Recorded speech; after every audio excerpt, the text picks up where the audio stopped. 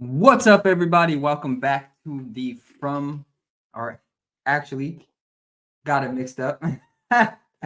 Welcome back to the Let's Argue podcast. My name is Fitz, and tonight we are going to be talking about Black men acting white to succeed. That's right. Black men acting white to succeed. This is a huge topic within the Black community. This is something that I've heard growing up. This is something that is, I guess, prevalent no matter what level of success you're at when in the Black community. This is something that many Black people struggle with, right? Especially coming from a certain type of background. And we're going to get into that all tonight. But before we do that, we are almost at 800 subscribers. My goal is to get to 1,000 by the end of the month. I'm shooting for that goal. So make sure you hit that like button, hit that subscribe button. Y'all are blowing up one of my videos. It's almost at 2,000. Dropped a video a couple days ago titled how Democrats trick Black people into not voting for Donald Trump. Make sure you go check the video out, leave a comment, like, subscribe, all that great stuff. Yeah, so channel's growing slowly but surely. So I want to thank everyone for the support. Also, merch available. You can find the merch in the description section. Click the link, Fitz merch.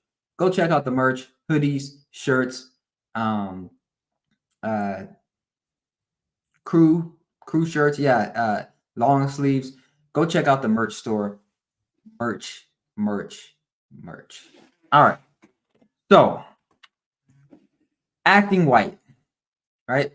Black men acting white. Do successful Black men act white once they've reached a level to success? And do you need to act white as a Black man in order to reach a certain level of success? We're going to talk about that.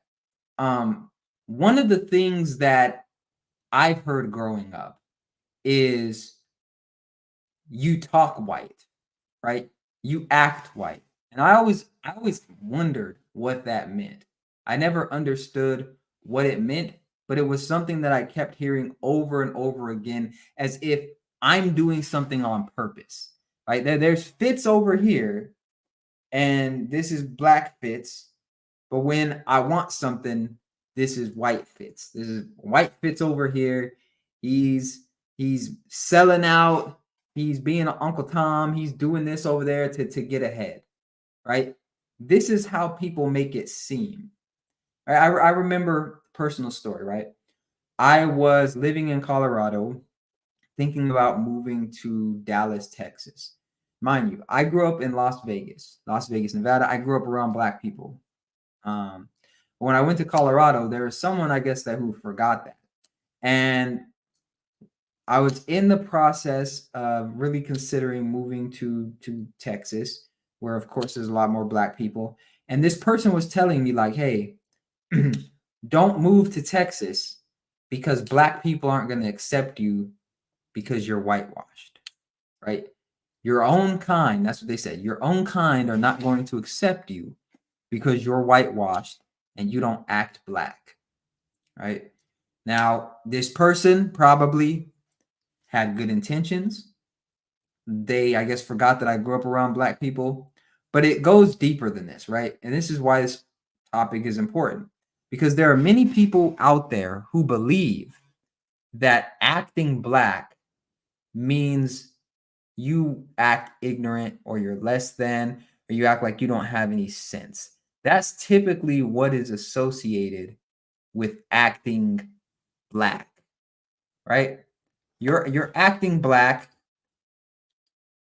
and that means you're acting ignorant, stupid. You're somebody who isn't educated, right? These are all themes that I've heard growing up. And one of the important things to understand when it comes to this is language, but also mindset. And we'll talk about all of that. But that's just my little intro into some of what we're gonna get into tonight. Right now, gonna bring up the co-host Ty, and we're gonna get into it. Oh, he got the music on. We can't bring him up yet. We're gonna get flagged. This guy. You know what time I play the music, bro? Now they flag it. Nah.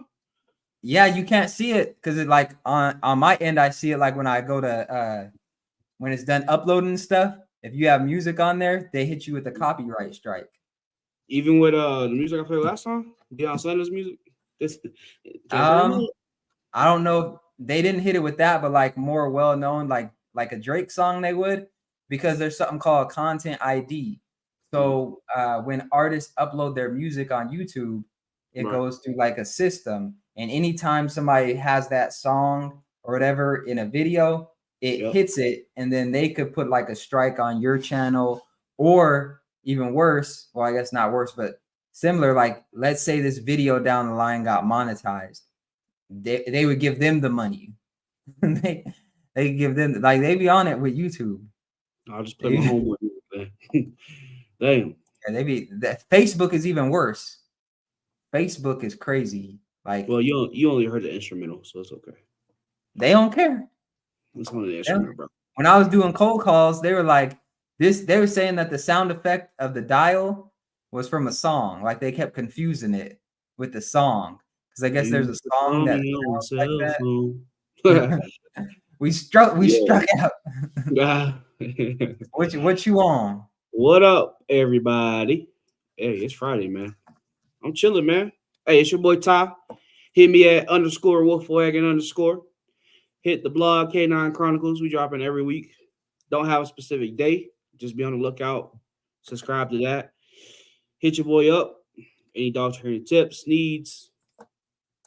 You got a comment. Any dog training tips, needs. Eating, up to date on the new topics. They just had a topic come out about flea clusters and causing epilepsy in dogs and killing them. So reach out to the boy. We can talk about that. But man, I'm doing good, man. Feeling good, living better. You feel me? Got a lot of goals on the whiteboard right now. Got some stuff in the motion. So yeah, we up, boy. Shout out to Sean. Do you what you got coming up? Let us know. What I got coming up? In terms of what, though? I don't know. Can't tell everything now. Any new elks? Any new We hunting.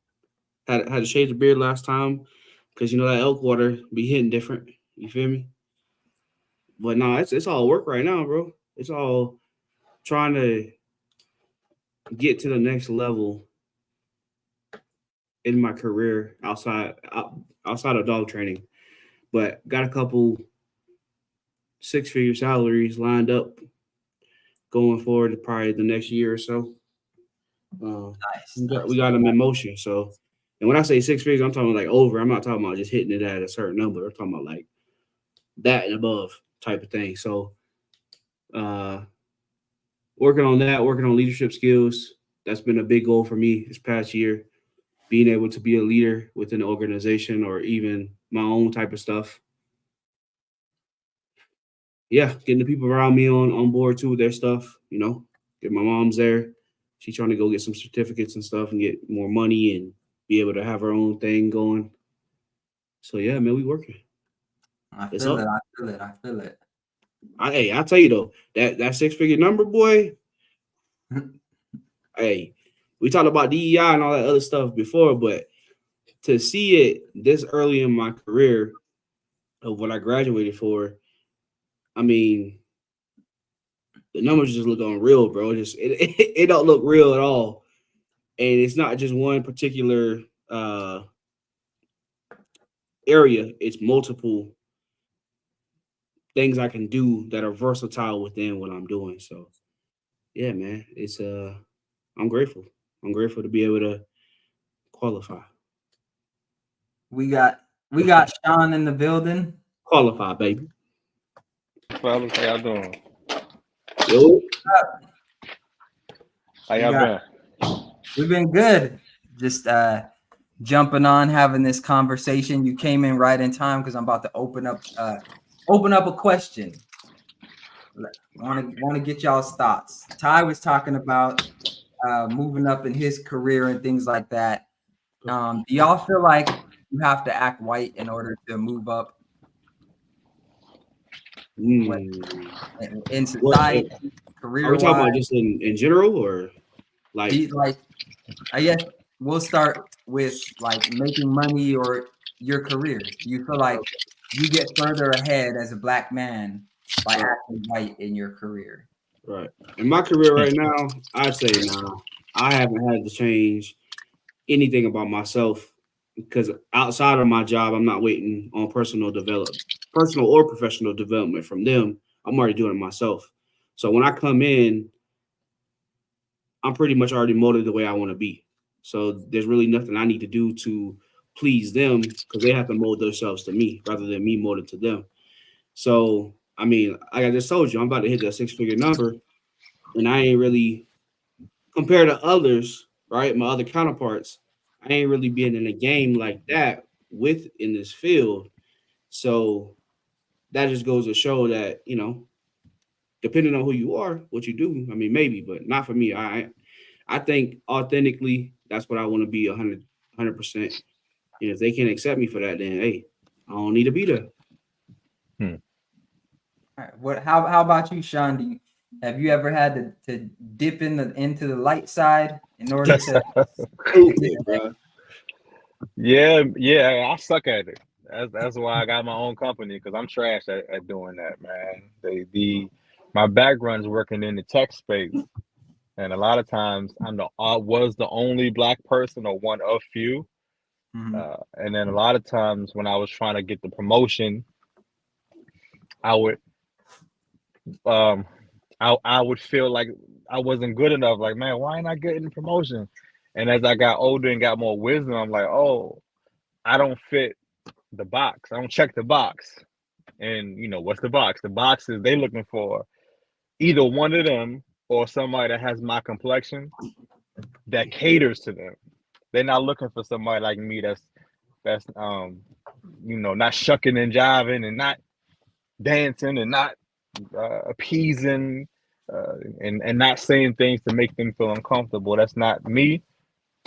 So that hindered my growth, and really hurt my mental health because I was just for a lot of years was like, man, why can't I really progress in my career? And I'm staying at the same pay, I'm staying at the same job, the same position, and I'm like, So I realized once I got out of that rat race, I'm like, oh, it wasn't me. It was, they wanted me to, really can change who I was to kind of fit in, and I suck at that. I tried to be that for a little bit. My wife is calling me out, like, yo, why are you doing that? Why would you let them talk to you like that? Why are you? And I didn't have good answers. I had horrible answers. I'm like, yeah, I'm trying to get the raise. I'm trying to, and they got to a point where I just didn't feel like me trying to grow in that space, that tech space. And I hate saying I know that's the question, the white, because like, what is white? Like I know what it is in essence, but the idea of it. My answer of what it was just me conforming to the dominant society at my job, making them feel good when they told their jokes. I would chuckle when wasn't that funny, like stuff like that. So I can't. That was my experience. What I will say is I don't want to put that on everybody. Everybody has different. Well, in true Fitz fashion, I pulled up a definition. Perfect. I love it. What acting white is. So I'll read a little bit of the abstract. Acting white accusations is a cultural invalidation commonly experienced by people of color that challenges their ethnic racial authenticity for demonstrating behaviors that are not traditionally associated with their ethnic racial group. Prior research shows that AWA, acting white accusations, has negative implications for mental health and ethnic racial identity. Cultural betrayal trauma theory also suggests that harmful events perpetrated by in-group members have unique harm due to the violation of intra-cultural trust. So essentially what I take away from that is it's not just oh, you're acting white, and then people walk away from that. There's actually trauma, I guess, that's built up from people telling you you're acting white, or almost like it was saying betrayal. You're betraying Black people by doing certain things.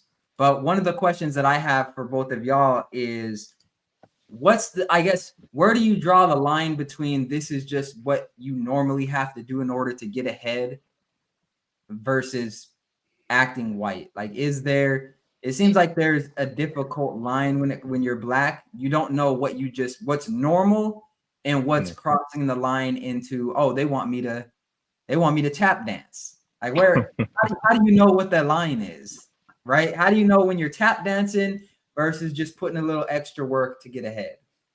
I mean, I think with that, I think you have to learn how to code switch, right? I think I'm pretty good at code switching. Now, for the audience, let the audience know what code switching is, because we're not gang members. Now, At all. Hey. Speak for your I know that's right. Code. Well, I guess I'll give a slang term. You can pull up like the more formal term of it. Code switching to me is being able to turn certain things off when talking to certain people. So when I step into a room full of people who aren't from my neighborhood or who aren't from where I'm from, I have to talk in a language that they understand, right? I also have to bring out skills that I may not use with people that I talk to from my neighborhood. So, for example, some of my counterparts who are people of color, we might chop it up in a different way compared to somebody who's not a person of color or who doesn't have what I say flavor, right? Because they may not, it's not necessarily not giving them opportunity, but they may not understand the lingo. They might be like, what the hell y'all just said? I mean, when I first met you, Fitz, you was like, what the hell you talking about, bro? What does any of that mean? No, we gonna get it straight, because he's trying to make it seem like he was saying some normal English stuff. Right? It's not that I don't know what it is. Like, I don't know the word you're saying. It's like, what's one thing? Give an example. Give an example. Give me an example. Uh-oh. Sean gonna jump on me too, because I know y'all talk like this.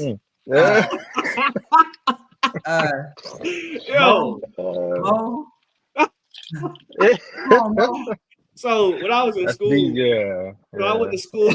I went to college on the East Coast with a couple of Maryland guys, and that's what they used to say. What up, Mo? What up, Mo? Oh, my man, nephew, that's OD. Yeah. That's OD. After my generation, but yeah.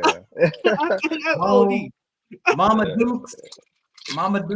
I mean, I figured you knew that one, man. My mom. That's foolish. Mother. Oh my goodness. Oh man, yeah, mama. Man. You just gotta, dear mama. I don't know if it's tap dancing per se, because I like to pride myself on being professional in every aspect. I don't think being white is being professional, because they don't set the standard for me. So, I mean, I think for those who say it's tap dancing, they might feel some type of way. But again, if I'm living my authentic self and I conduct myself in a manner that I feel is up to par with them, we should be good. Yeah. All right, I feel it. How about you, Sean? Have you found yourself tap dancing a little bit, or like, I guess the question I asked was, where do you draw the line between getting ahead and acting white in order to get ahead? I mean, for me, it's I'm a vibe person, man. When I can't look at myself in the mirror, I'm out. I can't. Matter. That's why I left. For me, you know, my brain. Why I left AT&T. I left AT&T at the height of like the iPhones and stuff like that. But I got to a point where I felt like I was selling iPhones to people that couldn't afford them. They were putting the phones above. They were like, "Hey, big dog, let me get the iPhone full price." I'm like, I can get you a Samsung for like $100. You're like, "Nah, I want the new." And they tell me about how they can't pay their rent, and then they tell me to get them the iPhone full price. And after enough of that, I was like, yo, I can't be here no more. So I walked away from that position, that location that was very lucrative. I'm saying that to say, for me, it's when I don't feel it, man. When I feel like it ain't right, I'm out. For me, I got a low tolerance for foolishness and like white stuff, like walking in that box. For me, I used to try to make people feel good, but then I got to the point where I'm like, I'm saying people, white people, but then I got to the point where I say, who's making me feel good? Who's making me feel comfortable? And I realized nobody in corporate America is walking around like, I wonder how Sean feels. Like, I wonder what he's been through today. Like, I wonder. They don't pose them questions to me. So I just stopped caring about making sure that they're okay with me and how I present myself. But again, fast forward, I didn't last long in the corporate space. I had to get my own company because that doesn't bode well for going through corporate America and trying to get promotions. Again, as I look back, I've been gone for many, many years, and I still have the same people I used to work with. Of course, Facebook, Instagram, and I'm like, yeah, he is a. I'm not gonna say I say Sambo, not Uncle Tom, but like, there's a certain personality trait. There's a certain personality trait these people all carry that I just know I didn't have. That once I realized who I was, I knew I wasn't going to be good for white people, man. Because they and I don't want to generalize, but for this conversation, that's the reason why they hire people that look like them. They hire people that have similar backgrounds. They hire people that have. It's not by chance. It's because it's an easy work environment. The black guys that I know, man, I don't recognize them no more. Like, I know that's Terrence and that's George, but like, that ain't Terrence. That ain't George. that ain't them. It's like Get Out. I want to flash the light or whatever that thing is. Like, whatever that thing is to make them snap out of it, but I can't because they're happy and they're getting their money in there. Anyway, I don't know if I answered the question, but I'll be going on time. What about you, Fitz? You don't work in a lot of different places. Worked in a college. All types of different things. Real estate. That was a challenge for a little. I wouldn't say a challenge, but it was funny. I think I don't have that problem because by the world standards, I naturally act white. Like that's just how I am. Like, whatever is labeled white, that's how I already am. But people think that I go out of my way to behave like that when this is just how I talk. Like, I've had people on job interviews be like, wow, you speak really well. Like, surprise, like, you speak really well. And, I'm like, yeah. And they think that I'm doing it on purpose. But I speak like this all the time. I'd be like, what up, yo? Like, some slang and stuff, but my cadence and the way that I come across is like, I guess people think I'm a white dude. I don't know. I like on the phone and stuff. But so I've never had to go out of my way to act that way. I think where people get me messed up at is they think that because I speak like this, that I'm soft or that I'm this passive aggressive person.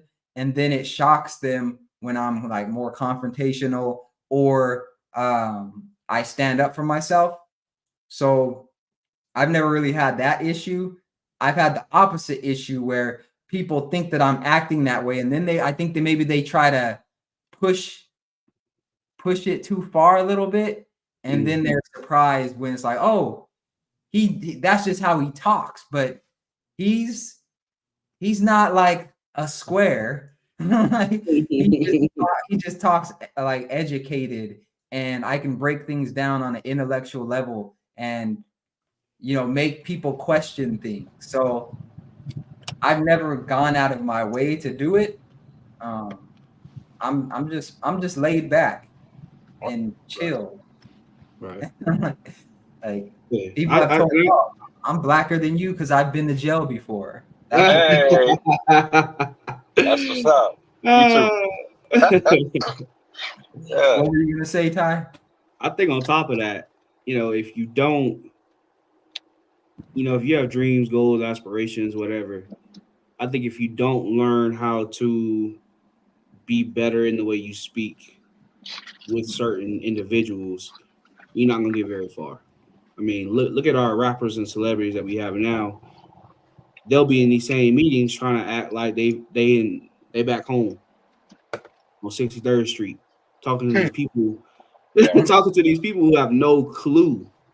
And it's like Yeah. it should just be a part of you being wanting to better yourself as a person, not only professionally but personally as well. Because once I started searching for more, I guess you say, certain ways to talk or certain ways to improve my vocabulary, um, I felt good. I felt more confident about being in certain spaces, learning how to talk with people, learning how to navigate certain spaces as well, which allowed me to outsmart a lot of people and put myself in a lot more positions.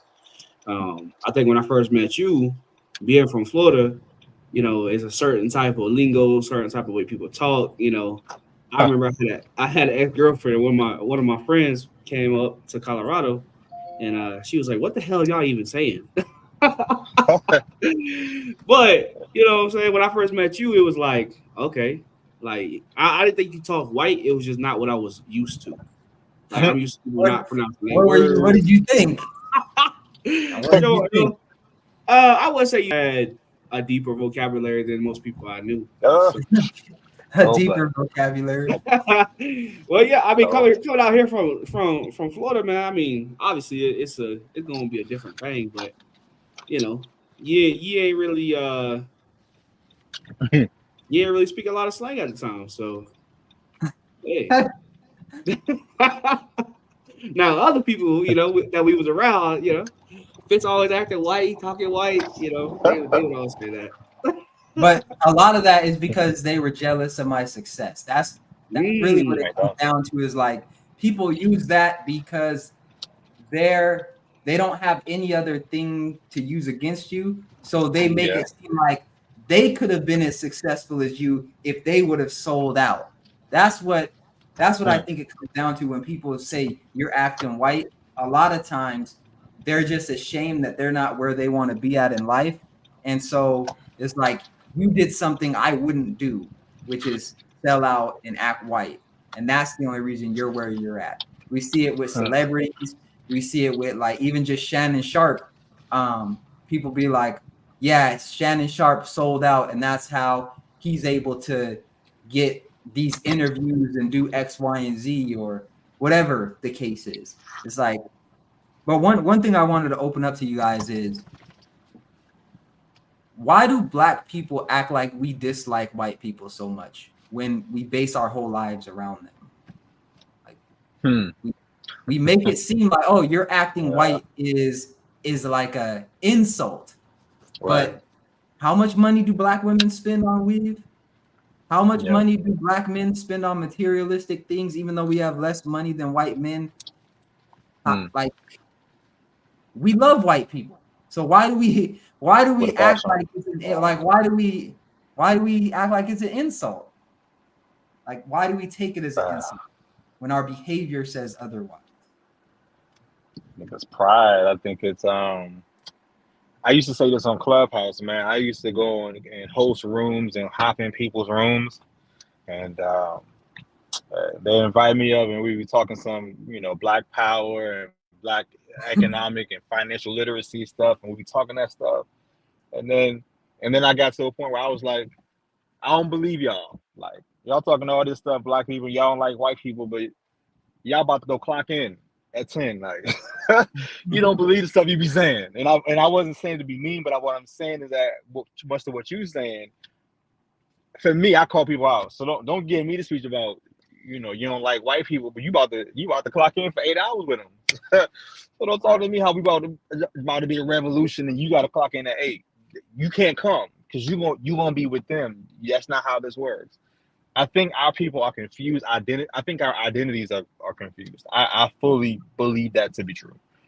Um, and I don't know. I don't have an answer as to how we get out of it. that's one thing that I really been dwelling on the last couple of years. Like how I know how we got to the mental space that we're in, but man, we love some white folks. Like, can't nobody tell me that we don't, because we spend with them. We don't support our own. We'll go to Walmart and Target before we go to buy a T-shirt from one of us. You know, you post a shirt for 25, $30, man. Why your shirt so much? But they go to, you know, I don't know name brands. You know, pick one and go to that website and get a T-shirt, and they be $60, $70, and they don't care about the shipping, express shipping for $20 more. Like they will spend their money.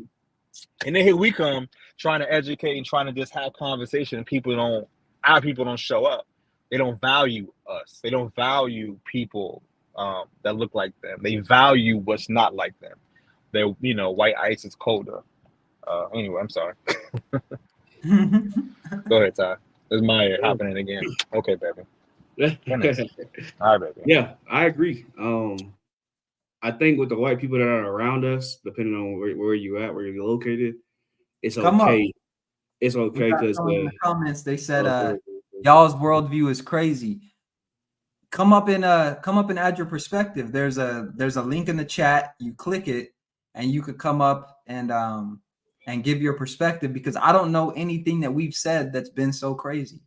People be out like we belong in a mental asylum sometimes when we talk, bro. Yeah, that's real. I don't even like in the comment section, and you could come up and give your perspective. And maybe we're crazy. Maybe we're living in the matrix and our bodies are being harvested for energy, and we're crazy. That's real. We sure. Yeah. But yeah, click the link. I'd love to hear your perspective. We'd love to hear your perspective. And or keep commenting, and maybe we can answer some questions. So go ahead, Ty. Yeah. I think with the white people that are surrounding us in our environment, they're with us there, so it's okay. But when we get to, you know, these higher levels, that's when it's, oh, you're acting different, you're acting white. But, you know, like Sean said, you know, you'll go out here and buy $100 shirt from Dior, $200 pair of True Religion jeans. You know, most of these places ain't even operated by people who look like us. You know, and it's like you got your priorities mixed up, man. And I don't know if kind of like with Sean, I don't know, man. Black people talk a good game, but they never walk it. Yeah, it's a lot of sound bites. It's like, okay, you talk about it, you know it, you acknowledge it. How are we gonna get to that standard then? Because free game ain't free, you know. Like if I talk to you about something, I gotta hold you to a higher standard now, because you need to apply this to your life. So I don't know why folks get mad about it, because, you know, it's kind of a double-edged sword. You know, women, it's like, oh, we love you. Women, you know, we hate them. So it's like a back and forth type of thing. So I don't know what you think. I mean, with you, like, and I push this back to real estate, because, you know, real estate is heavily dominated by white people. You know, it's not really a lot of people of color. There's, I can't even say the percentage, but from your experience, what do you think? What do you think about people in that expertise, or just in general? As far as like, to your question that you asked about us loving white people, or yeah. I mean,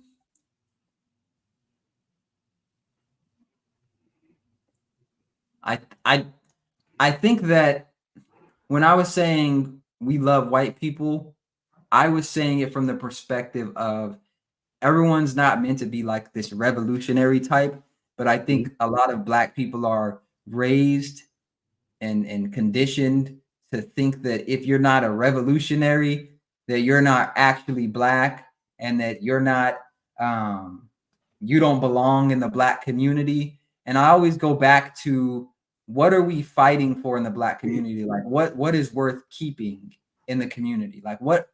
And I think I posed this question before in a previous episode.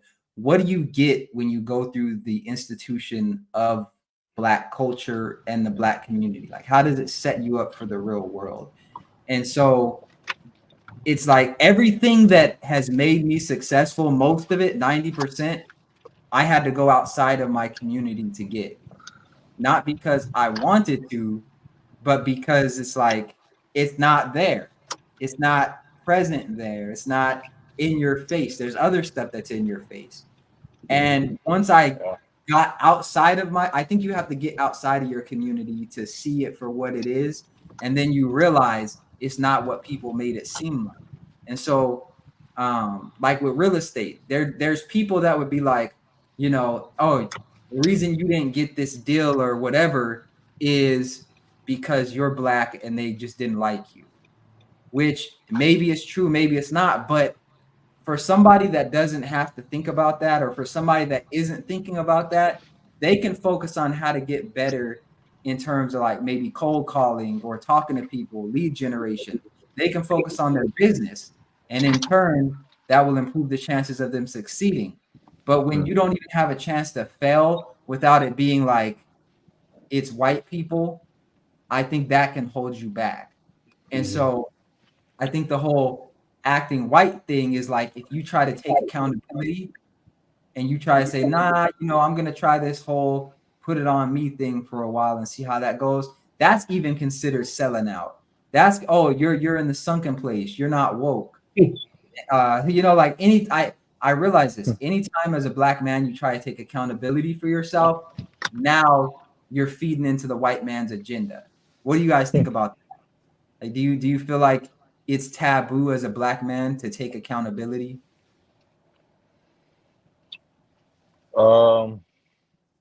Yes, and I think that's because they and so I'm one. I told you I believe this white supremacy. This is the real thing. This isn't made up. This is a real thing.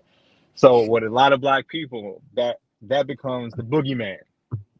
So it's like a lot of times people try stuff and they do stuff, but if they come across a roadblock or something, then it's like, well, I would have done it, but and a lot of times, even for me, when I do, I don't do it too much no more. But when I was doing my business coaching and I was talk to people in our first initial hour call, and I would listen to people, and like 99% of the time, when I would retort to what they say, and I'm like, okay, so it's your fault, right? And I make them laugh a little bit, but I get to the point where I'm saying I understand everything you just said to me, but we have to start from a beginning of it being your fault. Like you're Right. trash at what you're doing, and then we start from that point. We build up. But some people, the black men, they don't want to hear it. I mean, I told y'all, the black women a lot of times are more open to self reflection. Because they don't have what we got, testosterone, whatever we got. They don't have that part of their personality, whatever it is. But when it comes to black men, it's like, especially for us, it's like, I ain't trying to hear that. It's like, yeah, but you have to. We got to go from step one to get to where you want to be. It's just tough, in a world where people feel like we get beat up all the time. It's tough to like be your own self critic and say, yeah, I might have been able to do that better. It's easier to say, man, that's your fault. man, Fitz, you should have. Ty, you should have. It's easy. That felt good. Ty, you should have done something better. But no, it's my fault. Like I did that. Whatever it is, for me, my success came when I really held myself to a more constant, how you say it, to the fire. Like I wasn't allowing myself to get out of my foolishness. I wasn't allowing myself to get out of my mess. I did it. I should have worked harder. And that was powerful when I took it off of everybody else and put it on me. That was powerful when I was able to do that and be consistent with that. Mm-hmm. That's powerful. How about you, Ty? I say the same, man. Like I don't really pay attention much to people's comments or people's opinions when it comes to certain things like that. Because the people that are usually around me are people that take accountability for their own actions most of the time. Might have a few people who still getting to that point, but it's just kind of become second nature to me, kind of like muscle memory, because once I started doing that, things started changing for me. So instead of blaming so and so for this and so for that, I just took it upon myself to say, okay, what can I do to make this better? How can I be better? How can I make my circle around me be better? So, yeah, man, I don't really. It's kind of just noise at this point what people say about being a sellout for taking accountability and those type of things. Yeah, and one of the things that I always like to ask is when we talk about, Sean, you brought up white supremacy. Yes, sir. What if in like how specifically is racism holding you back from what you want to do? So, I'm in real estate. I'm an investor. Mm-hmm. So, as I always say, there's levels. See, when I left the W-2 corporate space and got into my own world, I read the books, Become an Entrepreneur. Stuff opened up, and at an angle that's true, yeah. But then the more years you do it, and the deeper you get with entrepreneurship, there's always a level that's above what I think I'm good. There's always somebody controlling, like even for what I do. There's still title companies, there's still underwriter, there's still brokers, there's still as much as I'm good as well as I am at finding deals and finding opportunities, somebody has to run title work. I don't own. That's why, like, I don't do fix and flip. I do wholesale. I do Airbnb. I do multi-unit. I do commercial. I don't do fix and flip because I don't own a construction company. Like whatever it is that I don't own, I don't do, because whatever I own, I control it on some levels. But then it still gets to a point, like I said, the title company, the brokerage, the people that control that part, they don't look like me. And then they don't want to work. That's back to the point that we was talking to before. When I walk in, I'm not making them feel comfortable because I know that I'm good. Like I know I'm good at what I do. So I'm not saying, hey, I'm asking, I'm basing nothing, I'm cussing them out, I'm hurrying them up because I'm busy. Like, I'm doing stuff that everybody else do, but they don't like it coming from me because I'm my skin complexion. So it's like, so I got out of the day to day. I'm doing the building call centers. I got one in DC. I'm doing Detroit. I'm doing Cleveland. There's people that. Can I ask you something real quick? Of Not course. to interrupt. Yeah. You were talking about like the title companies and things like that. Yeah. And you were saying, like, the example you gave was that you're not able to, and maybe you can dive deeper in this, but it sounds like you were saying you wanted to kind of speak to them disrespectfully, but they wouldn't allow you, or they didn't. They allow white people to speak to them disrespectfully, but when you do it, it's Real not estate, acceptable. I don't do small talk with nobody. Real estate, the way that my mentor told me is like I came in real estate like it was a corporate job, and I thought there was HR, and I thought if you talk to somebody crazy that somebody would get you in trouble. Mm-hmm. And I realized quickly that nobody cares. That's what I tell people when I used to do Instagram and lives. When you want to get into real estate, nobody cares about your feelings. What I thought it was in corporate, nobody cares in real estate. So for me, I'm doing no different than anybody else doing. But what I mean more than anything is I come to a title company. I find a property, 123 Main Street. It's vacant. It's been vacant for years. I have it first. And I come to the title company on Monday. And I'm asking them for title work Monday. They don't do it. I'm asking them Tuesday. They don't do it. I'm asking them Wednesday. They don't do it. A white guy comes in Thursday. They do title work. They like, wait a minute, big dog. I was here. But it's like, that's the game because I don't control that part. So I can say yes, sir, yes, ma'am, all, and I don't curse that much. So I think y'all might have heard me curse once as the 3 weeks we've been. I'm not a cursor. I'm a baser. I get loud with people. I don't curse though. But I'm yes, sir, yes, ma'am with everybody. But that don't matter, But again, there's still, and I'm saying racism. Racism for me is power. They have power over me and my company. There's no way. So when I say white supremacy and stuff like that, it's not like my feelings. It's the power that they have. So I got 40 acres. So I did a new company. I did a new state, but I got the same issues. And I did a new company in a new state, and I got the same issues. Still successful. So I'm not complaining.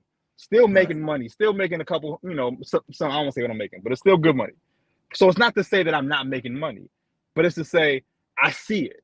And can't nobody tell me that I don't see the difference between my company, which is black owned, and a white owned company, which is 95% of the industry is white owned. And then here I come. Let me ask you this. Is it possible that it's something you like? Is it something that you can change? Or are you saying no matter what you do, this is just like you go in and you're the best, I guess, personality to work with.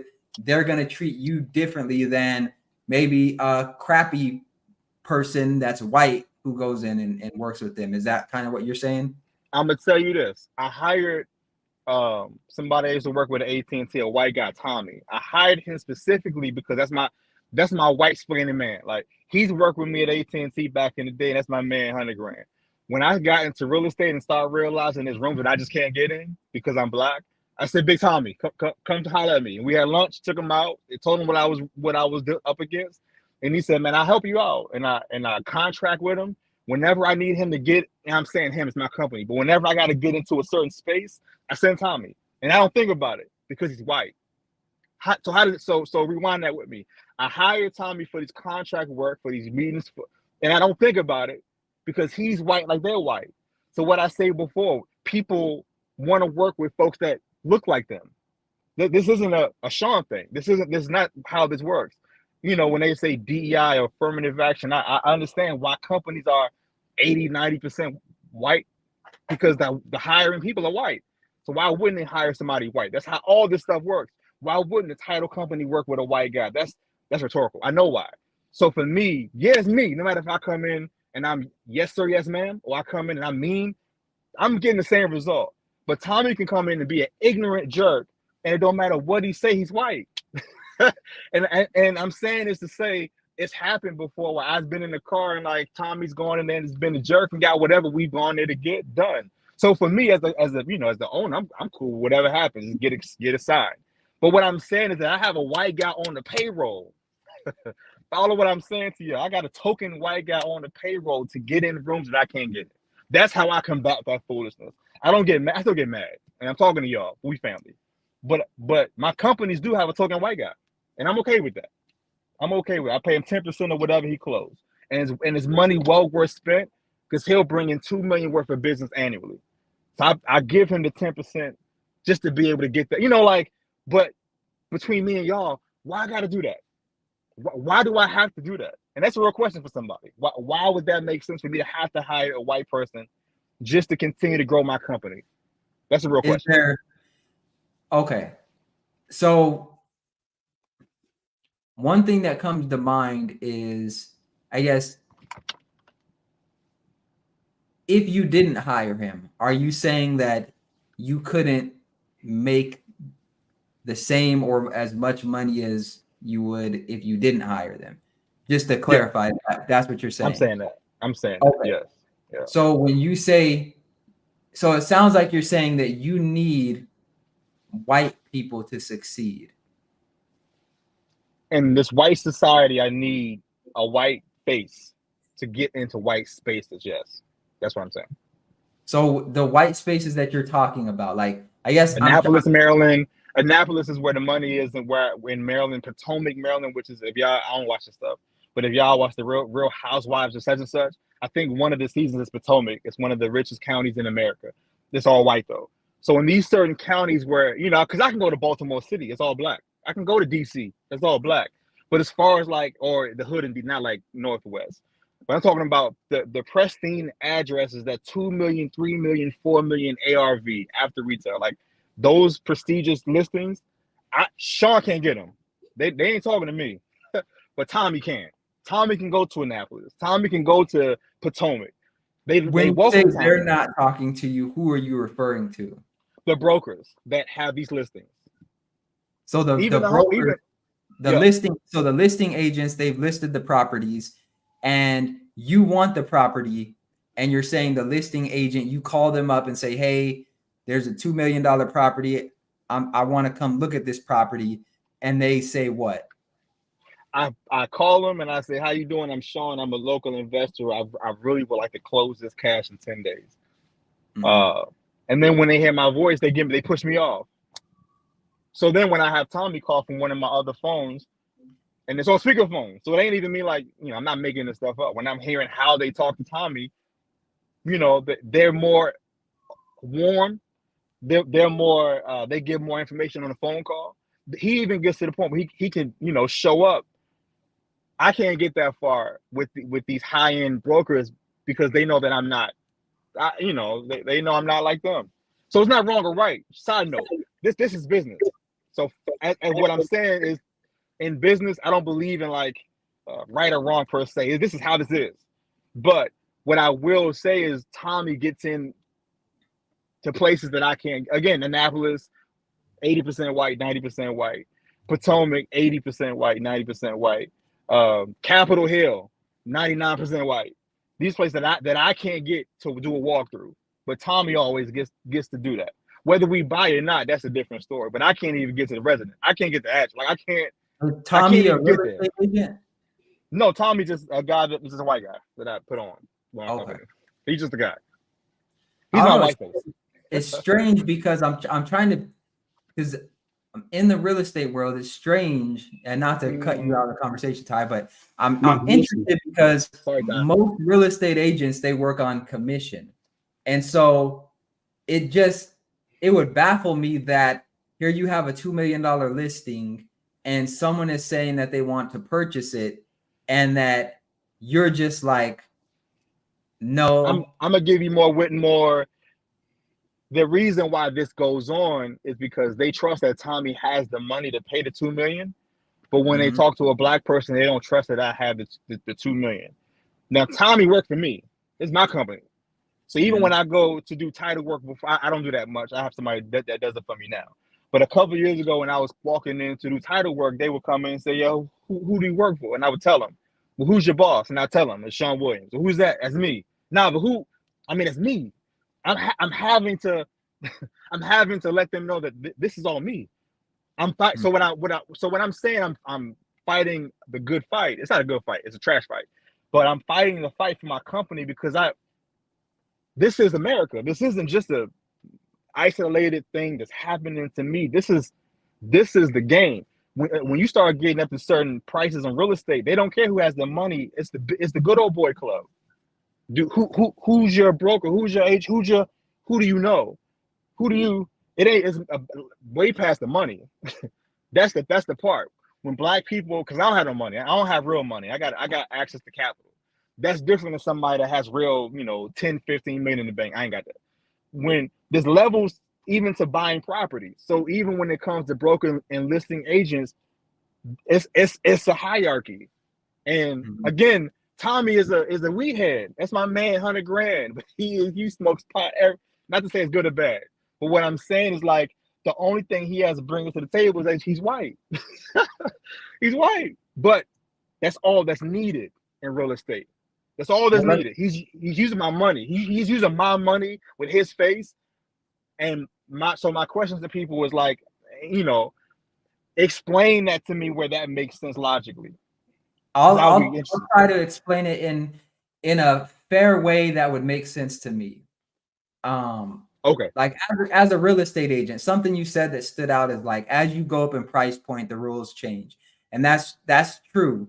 They change, but when I think of the change is like when you're talking about $1 million price point, $2 million price point, you're no longer dealing with the average person who's working like a day job. Typically, these are typically like, even if they're working a day job, they're like C-suite, they're executives, they're at a higher level. So their time matters more than anything. Like they're not just excited to get the best price.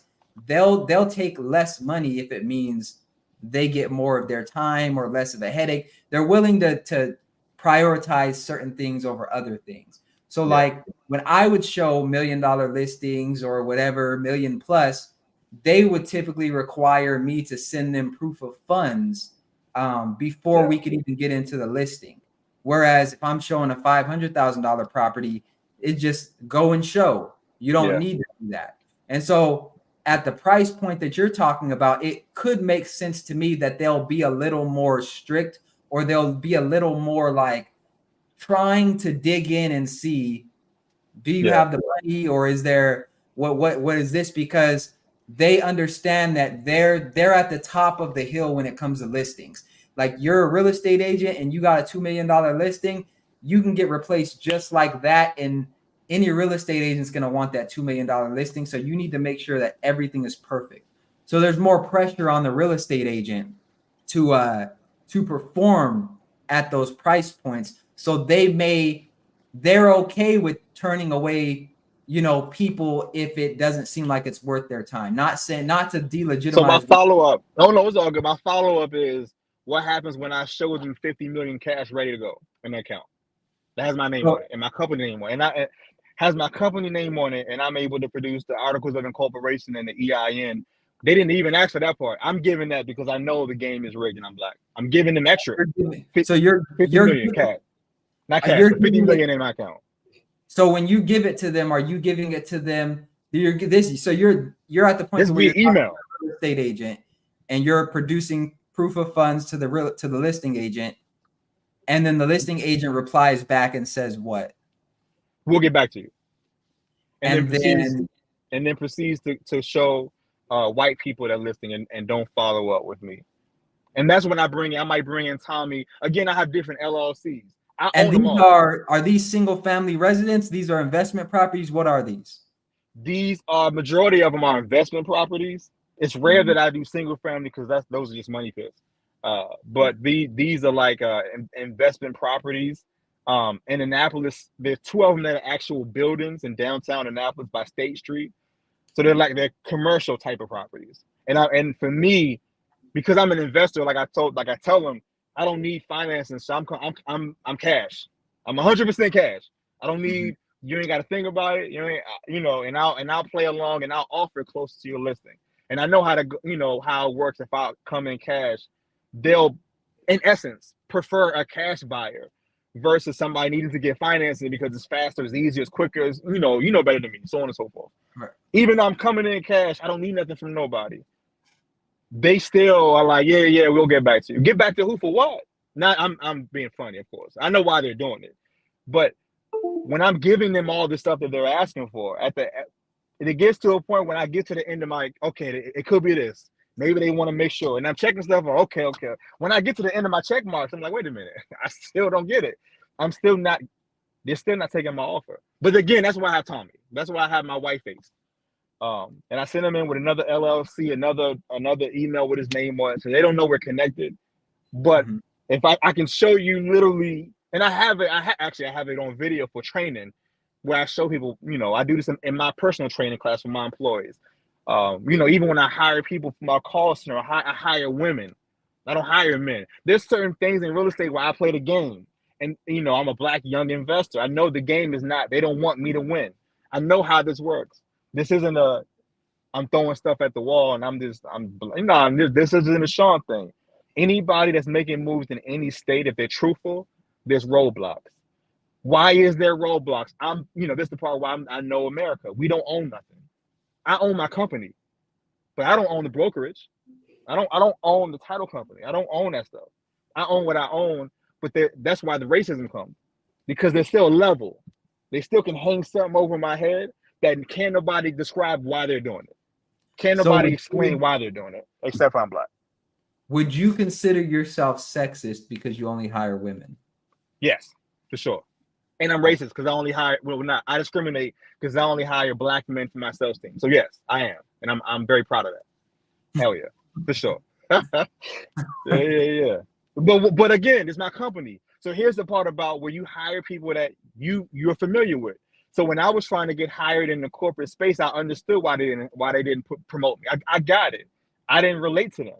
When I'm doing interviews and people that are black look like me, and we doing an interview, but now we're talking about sports and we're talking about cultural stuff. It's like, yeah, man, come through, like come through.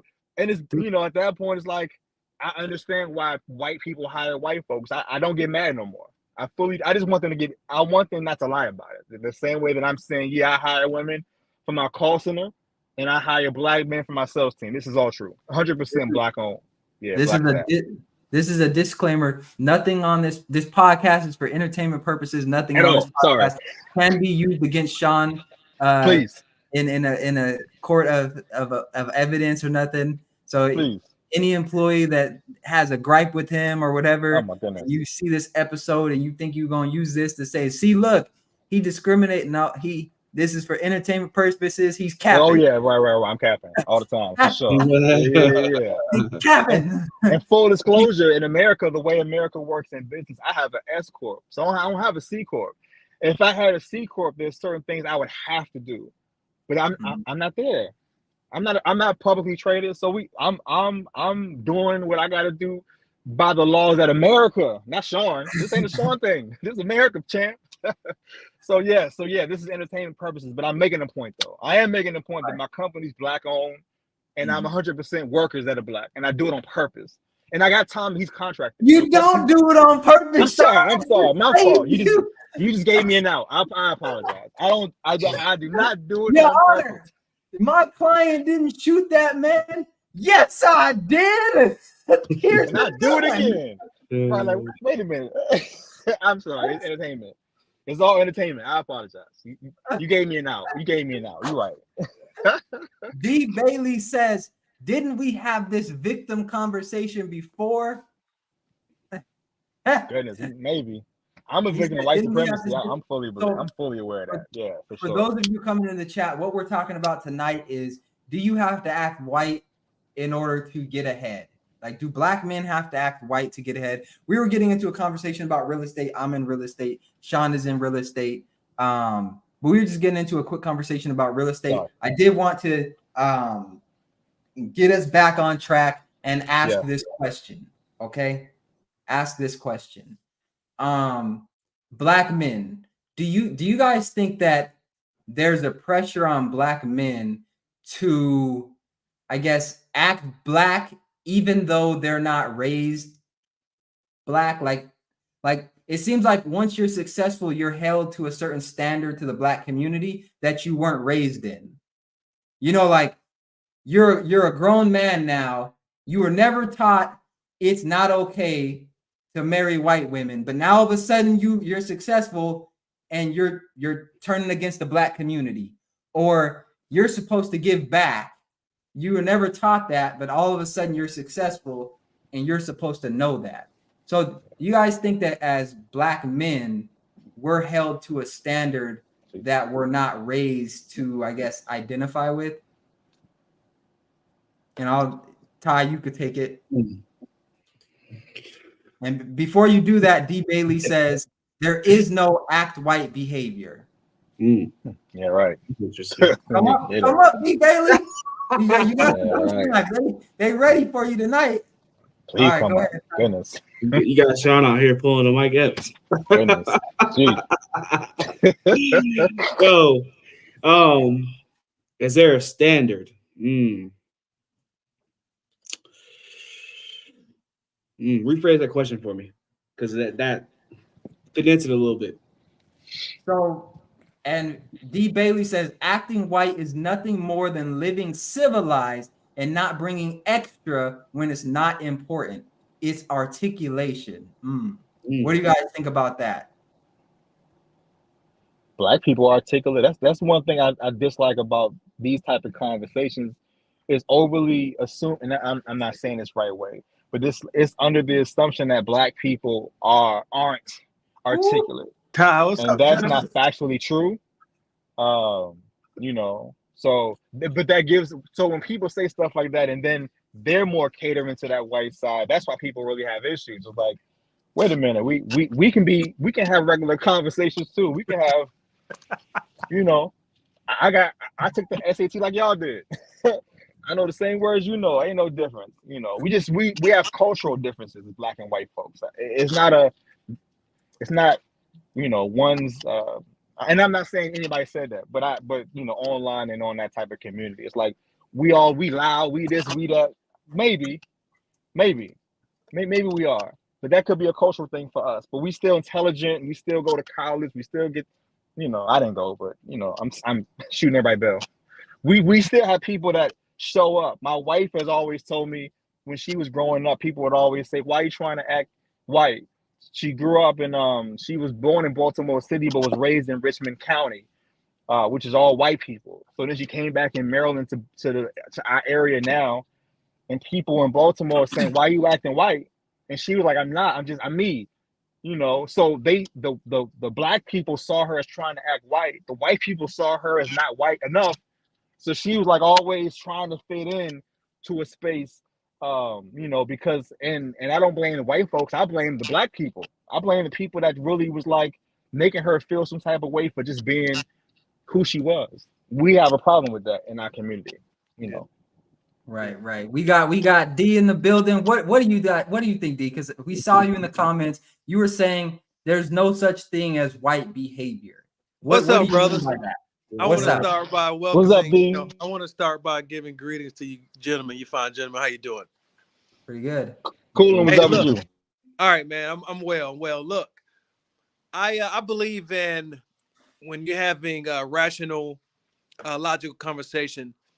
It's a rule of argument. You know, structure argument. To you have what's called working definitions. Okay. Otherwise, we're just all agreeing to something that everyone has their own view or interpretation of a term or word. Here's In this we case, have one that we were using earlier. Yeah, we okay. already had that. I pulled up the definition. It's a cultural. It's pretty much an accusation. That's a type of cultural invalidation experienced by Black, Latino, and other people of color. Yeah, So it's but like an that insult. that's vague. But what does it mean to act white in action? What does it mean to act white? Okay, and I have my opinion on what that means. Okay, What do you think of okay. when you hear acting white? We can all agree that like the definition that we pulled up that you guys shown. Okay, that's fine, but that's broad, it's vague, and I would argue to say it is ambiguous. But let's get down to it specifically. Can we all agree that when someone says you're acting white, it means being articulate? Am I correct? I can agree with that. I agree with Articulate. that. In many cases, it's properly speaking.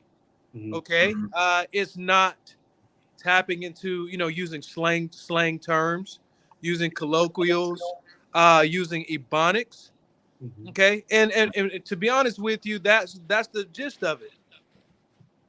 Okay, so when someone says acting white, has a negative connotation to it.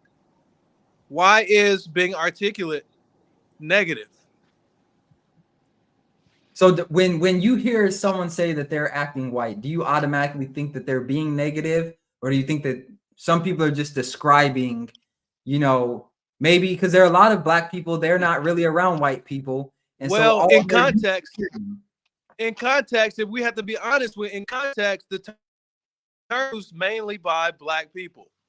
And when they see another Black person speaking articulately, okay, or not going, using, for example, I don't know who Jay-Z is, or I don't know who LL Cool J is, or I don't know this person is, and then conjunction with speaking articulate, that's an insult. It's normally used by a Black person against another Black person.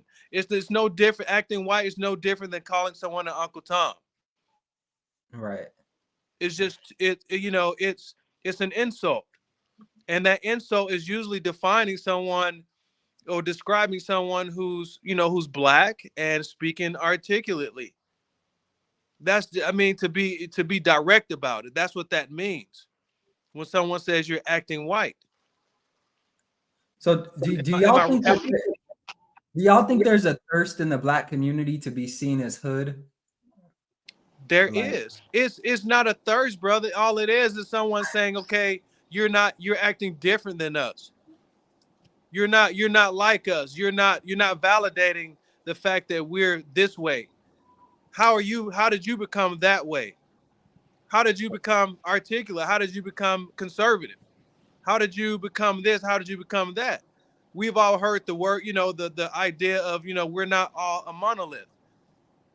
We've heard it before, but that's not acceptable in the Black community. Underneath, it's all, we're expected to be a monolith. It's expected to be a monolith, and psychologically speaking, all it is saying, okay, well, you're not validating us. You're different than us. You're not validating the whole cultural or the Black experience. I would dare to say, rather than saying, okay, you're Black, but you're just different. right. You represent us well.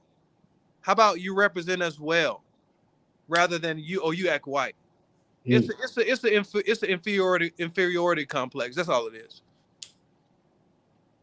Yeah, I we have an issue with, and that's on one thing when I stopped going on Clubhouse and all and fan base. I say fan base. Fan base is the black version of Clubhouse. It's owned by Isaac Hayes Jr. He started that company. But when I used to go on fan base and Clubhouse and host his rooms, I would always tell black people, I'm like, yo, I'm not arguing with you. If you're not giving no white people the same energy, man, I'm not going back and forth with you. What I realized is that people are comfortable going back and forth with black people, like, but when it comes to somebody white, now they got respect. Now they'll hear them out. Now they won't cut them off. But when it's black on black people talking, there's like a competition, and I'll stop there. I'm sorry. Yeah. Well, I'll ask a follow-up question for y'all, because I think we can't lose sight of, you know, comfortability. Like if you grew up around black people, you may feel more comfortable going back and forth with them because you're used to doing it, but you may not be used to going back and forth with white people. So is it like, I don't give them that out. I don't give them that out. you don't It's give them ignorant that to out? me. Nah, it's one thing. Like DC, I'm sure everybody's city's being gentrified. I'm sure that's not just a DC thing. But I saw on one of the DC hood, it's called Hoods and News, DC Hoods and News Instagram page, there was a white couple, man, his wife, his child, that's like 2 or 3, and maybe the newborn because they were pushing. And the guy was videotaping and walking down what's called Saratoga, which is historically, it's an old DC hood. And people are like, you know, they don't know where they're at. You know, they and I was like, y'all ain't gonna do nothing. Y'all ain't gonna do nothing to that white couple because they white. But let that be a black man. Y'all gonna pull up, and that's a psyche problem. That's a problem in our community. And what I was gonna say is a lot of our people don't even come from that. A lot of our people don't even, that's not our natural space. And we're trying to, you know, I say fit in, but fit into what? We're trying to like fit that mold so much. In my perspective is like, why are we trying to be the bottom of something? Why can't we be?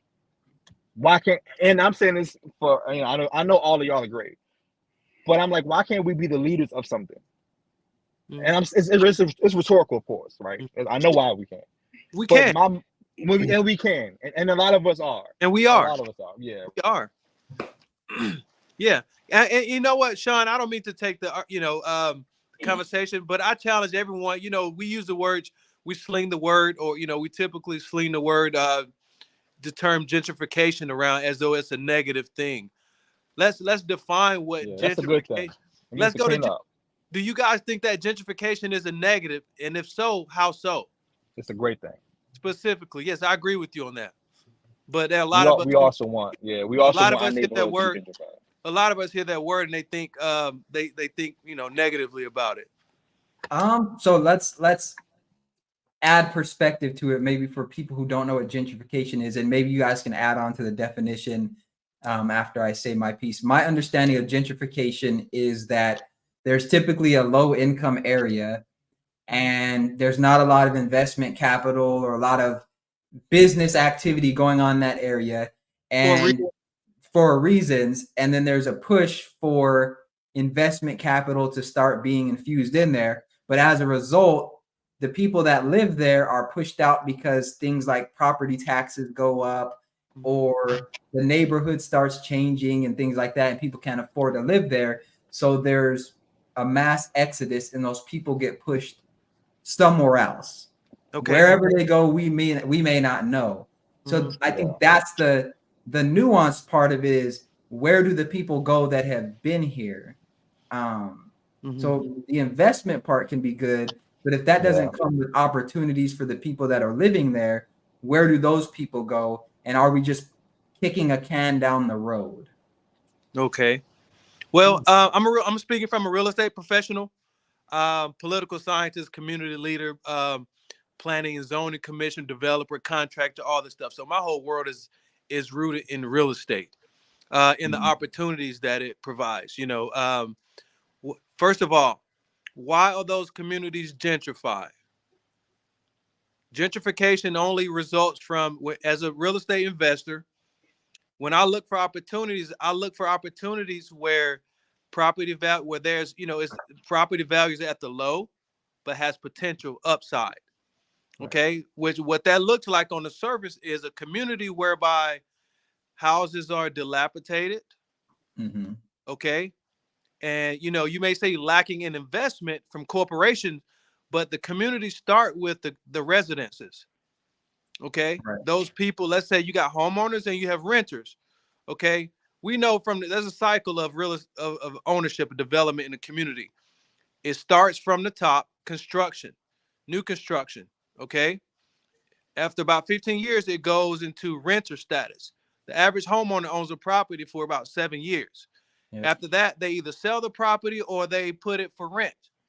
Okay, when it becomes renters, when you have a heavy load of renters coming in, what happened is that development, that community starts to decline because there's a thing called pride in ownership. Okay, when you own a property or when you've put your money into it, your down payment, you put money into your roof, you developed your property, you're going to take care of something that you put your money into. However, if you're a renter, you're basically, there's a mindset. Okay, well, this is not mine, so I'm not going to take care of it. You throw your trash in the neighborhood. Um, you get your uncle to come move in with you who's not vested in it. He's just hanging out at the house.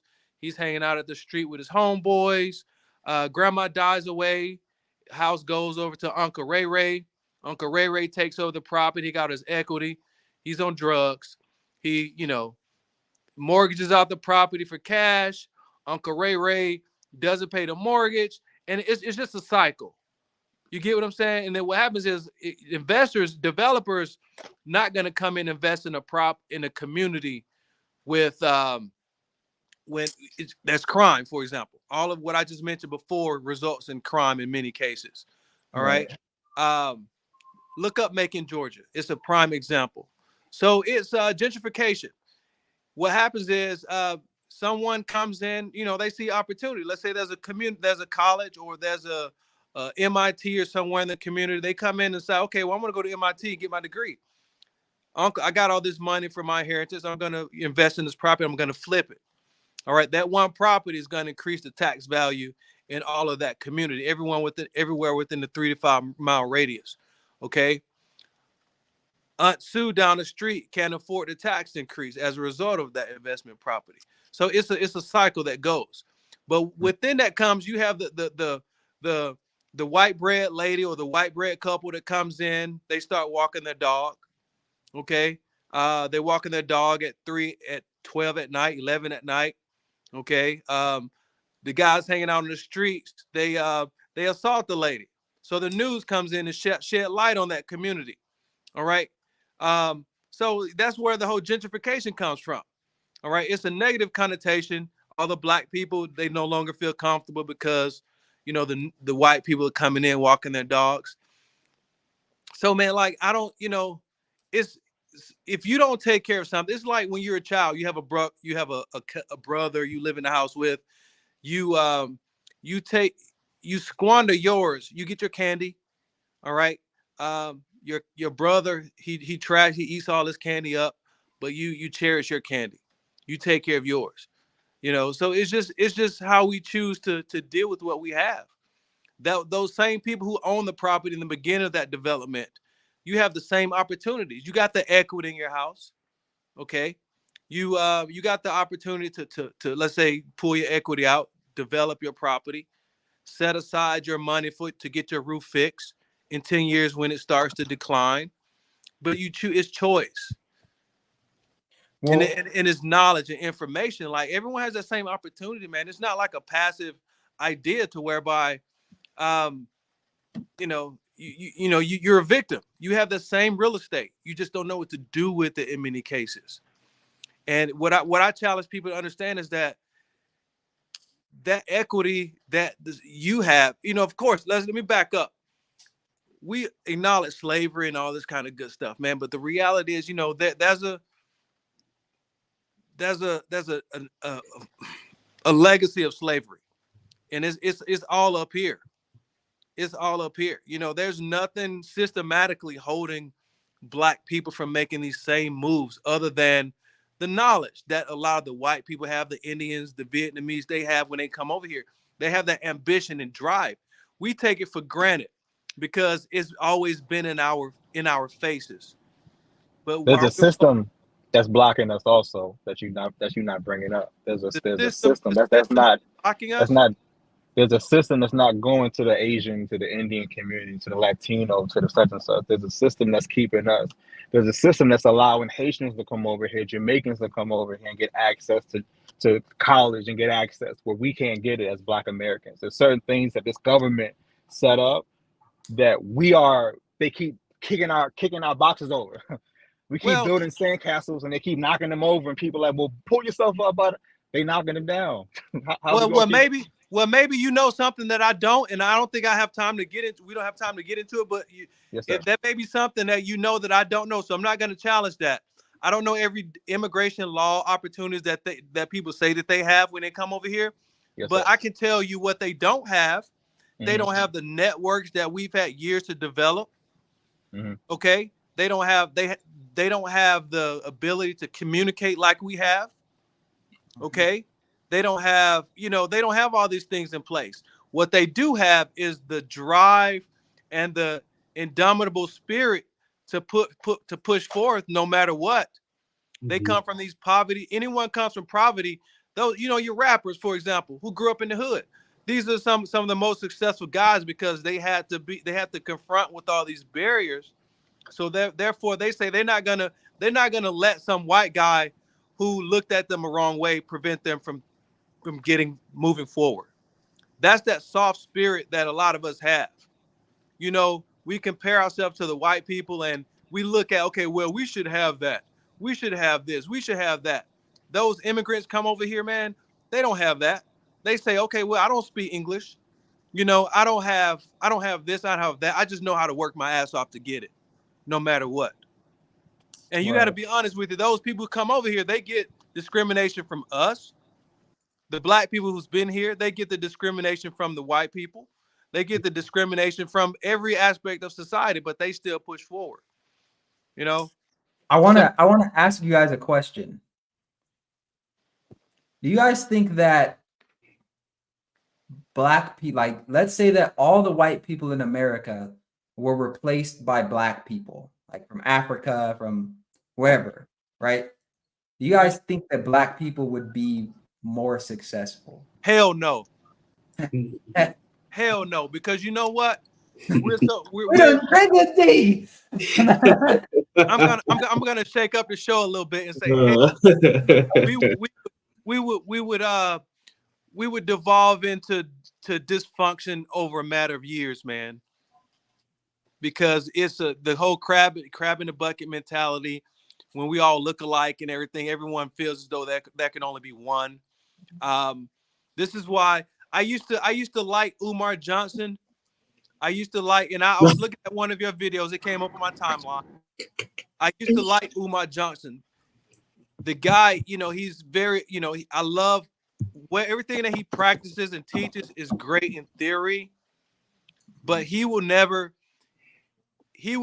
only obtain sectarian success Mhm. because there's a group of people that's going to follow him no matter what. But from a larger standpoint, no one will allow this man to lead because of the whole hatred, the hatred for others that look like it. And raw speaking, it's not a word, rawly speaking or purely speaking, I like what he teaches. It's idealistic, but it's not practical Mhm. in the structure of our community, in the structure of our, in our society. Like the guy, the clinical stuff that he preaches, the community, the moving is one. In theory, it works, but practically speaking, it does not work because of that very reason. Everyone it is too good, and everyone wants to live their vices. Everyone wants to live a hedonic living hedonism, which is pleasure and what sounds good, what feels good. There's no sacrifice. There's no, everybody wants to compete for his position. He's a great speaker. He speaks a lot of facts, but there's some flaws in there that I've identified. But You know, for that reason, I don't think we would do well. We're not skilled when it comes to money. We like our gold chains. Okay, we like our cars. We like to wear wealth on our bodies, on the surface, but we won't live that lifestyle that the Jewish community lives. You know, putting your money for your next generation. There's a lot that we won't know because we're too prideful to learn from those other communities. We won't admit that there's a lot that we don't know. You know, I was that was a young lady on Instagram.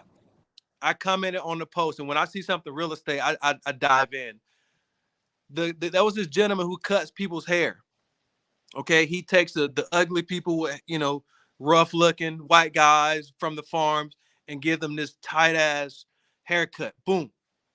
There's a young black lady in the comments says, "Oh, he looked like a CEO now.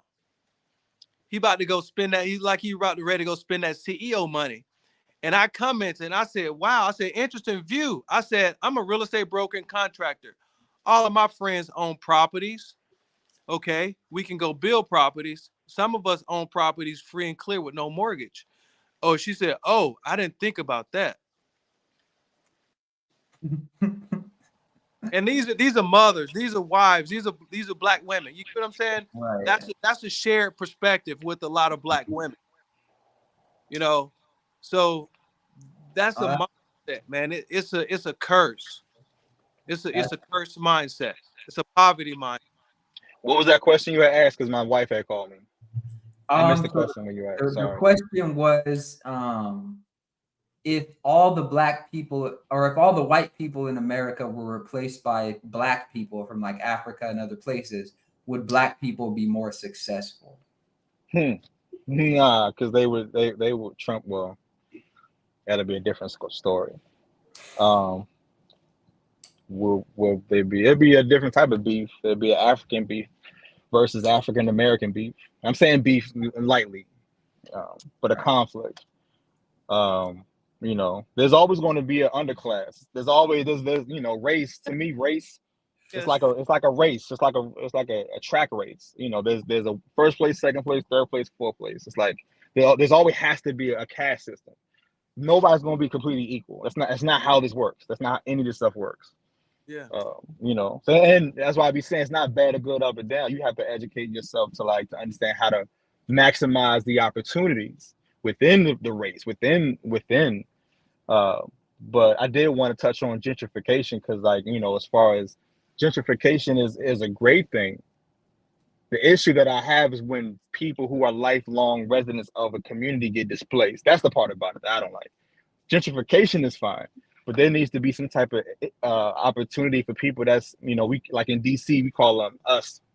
I don't live there no more, but I'm from there, Washingtonians. There should be a thing where Washingtonians are able to get whether it be a credit or whatever they need to be able to afford the new rent, whether, you know, whatever programming. They invested their life. That's dramatic, but they, you know, they grew up there, they raised kids, they buried their such and such. Like, they're vested in a community. The part that I don't like is when they did all the vesting over all the years, and then corporate comes in. That's what we're dealing with now with Muriel Bowser in DC. I have a love-hate with the mayor because she's taking corporate dollars. So what does that mean? That means she's selling out to the Bizzutos and to the big corporations that's building luxury apartments that the average Washingtonian can't afford. That's like $35, $39 for a studio. Who can afford that on purpose? You know, month after month. That's crazy. But she's doing that because, you know, as I understand that, because of my journey, they're putting some money in her pocket to approve their applications, to approve, you know, that's the game. What I realized with black people, it's not a black people not taking care of what they got issue. It's a community not supporting it's the government not supporting the residents. So what do I mean by that? It's like I'm incorporating. Well, I'll leave me out. When you're doing when you have a town, a lot of the town makes money from different things: parking tickets, tolls, property taxes, etc. So when you have a city that might be 50-60% residents, they have maybe not an overflow, but they have a consistent flow of resources because that property tax is going toward the city budget or going toward the revenue that the city is making. But what happens when you're in the DC or in the area where you're 75% apartment complexes, when you're 10% commercial? So, you're like 9% residential. So how does that, it's rhetorical. I'm asking the question, but I know the answer. So what happens when you have a city, that's minority based, we call it Chocolate City for a reason. Yeah. Even though now we white Chocolate City, but that's beside the point. Chocolate City for a reason. But what happens when majority of the residents of DC are renters? That's not going. So that's not. So it's, what I'm saying is like it can't just be a resident. Well, the problem that I've identified in that scenario that you just pointed out is the fact that whenever a community is heavily relied on the government, that right there shows that there's not, for lack of better words, initiative historically been taking on, not much done proactively by civil society. And civil society are the members of the community, those organizations, those groups that take proactive measures to handle things. For example, I don't know if you guys heard of Alex de Tocqueville. All right, he was a French statesman back in the 18th century. Came to America and noticed early in American history. This is before all the big government became a thing. Took a tour throughout all the country and went back and wrote comments on his observations on the country, on the idea that your homeless was taken care of proactively without the interference of the government. All right, the poor, the women, the orphans, and whatnot. And that right there is basically shows that measure shows that we can do this without the government. This is me taking my wealth. This is me taking my inheritance. This is me taking my hard work and investing the results of that into the community as a group, as a collective, without letting go. So when you get to like today, like you say in DC, whereby 70% of the housing is in apartments or government, that right there becomes a problem in itself, because with that comes, living in apartments is not just on a surface thing. It also becomes a mindset. That's where the whole they come from. Oh, that you heard what they did today. You heard what they did in the news. You heard what they did. They did like the boogeyman, absent boogeyman. And that what that does, that's like this diffusing responsibility rather than saying, well, we are they. It's tough though. That's rarely impossible for us. And I speak for DC. I don't speak for nowhere else because I don't live where y'all live at. But even the reason why I love going down south is because there's land, there's so much to build on. In DC, man, if you see a tree, if you see grass, I'm amazed because there ain't no room for none of that stuff. People live on top of each other, not because people want to, it's because that's how DC is. It's a major metropolitan city. It's like, that's how that works. So that the resources it's going to take, to really get people and to put out money, because I'm saying that because I tried to do that, and man, it's impossible. I don't have them pockets. Yeah. Well, let me pose a question to y'all. Yeah. And before I move on, I wanted to get Ty's perspective on the previous question about if all the black people replaced white people, would America function pretty much? Would black people be successful? Nah, I agree with what everybody's been saying. And if you look at all the tactics that are going on right now, just in Africa itself, with the Congo and everything that's going on with the wars and stuff, I think it would be 10 times worse if that were our reality. My question about the gentrification though, does the gentrification hold the people in those communities? Is it, how do I phrase this? It has become a negative thing because we made it a negative thing, right? But is there any positive in it? Because it seems like, okay, if I know that the place I lived in for 20 plus years is getting renovated, doing all these things, shouldn't that push me to want to do better in order to live there or to own a piece of that going forward? you would That makes think. Gentrification in itself, like you got to think about like gentrification. If you're 17 years old and you're 18 years old, you're 15, you're 13, you're 14, you hear gentrification. All you know about gentrification is what your mama told you right. and what your uncle told you, what your grandmother told What Dr. Umar told you. you, and what Umar Talk told you. about And all it is you're seeing it from that perspective of the people before you who did nothing with that opportunity. Mm-hmm. You get what I'm saying? Like you have to look at those people and say, okay, well, what was that opportunity? That was like, for example, I grew up, man. I'm from Decatur, Georgia. Yep. I was raised by a single mom. Okay, all right. I lived in apartments majority of my life, but also had this negative image of my father and not. As I got older, come to find out, my father, not come to find out, it was always the reality was there, the history was there, but as I got, educated, became a real estate broker, degrees and all this kind of stuff, I realized that I had my grandfather, that my dad's granddad left my family 78 acres. Okay. Oh, wow. And there's a city in Metro Atlanta, Villa Rica, where my granddaddy basically owned the city. He left 80 acres to a majority of, my grandmother's brothers and sisters. And to this day, there's a road named after my family. All right. And my family still populates that land. And anywhere that I go in that city, everyone has my last name. Wow. You get what I'm saying? I say I go back to the moves that my mother made as a single mom and the negative image that I had of that family. So, these are the implications, man. Like, I grew up, 6, 7, 8 years old, friends carrying guns, crack bags everywhere. My friends sold crack to the grown-up women, women offering fellatio. You seen such and such, no, but you got in, I'll suck you, that kind of stuff. Yeah. And it's like, apartment living comes with the mindset, man. So if you want to answer that question about gentrification with if you take away all the white people, that question has already been answered. You go to any black city,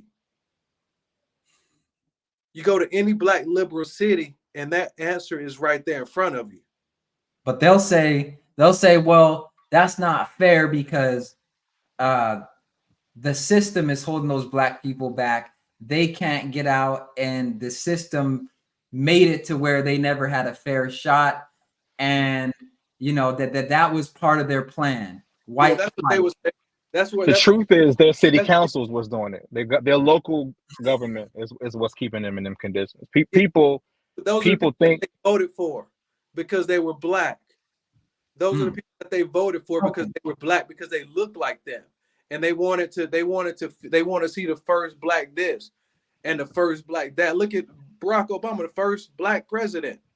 They looked at the skin color. We went over this, the skin color, but look at the legislation that Barack Obama, he gave us an LGBTQ community. Okay.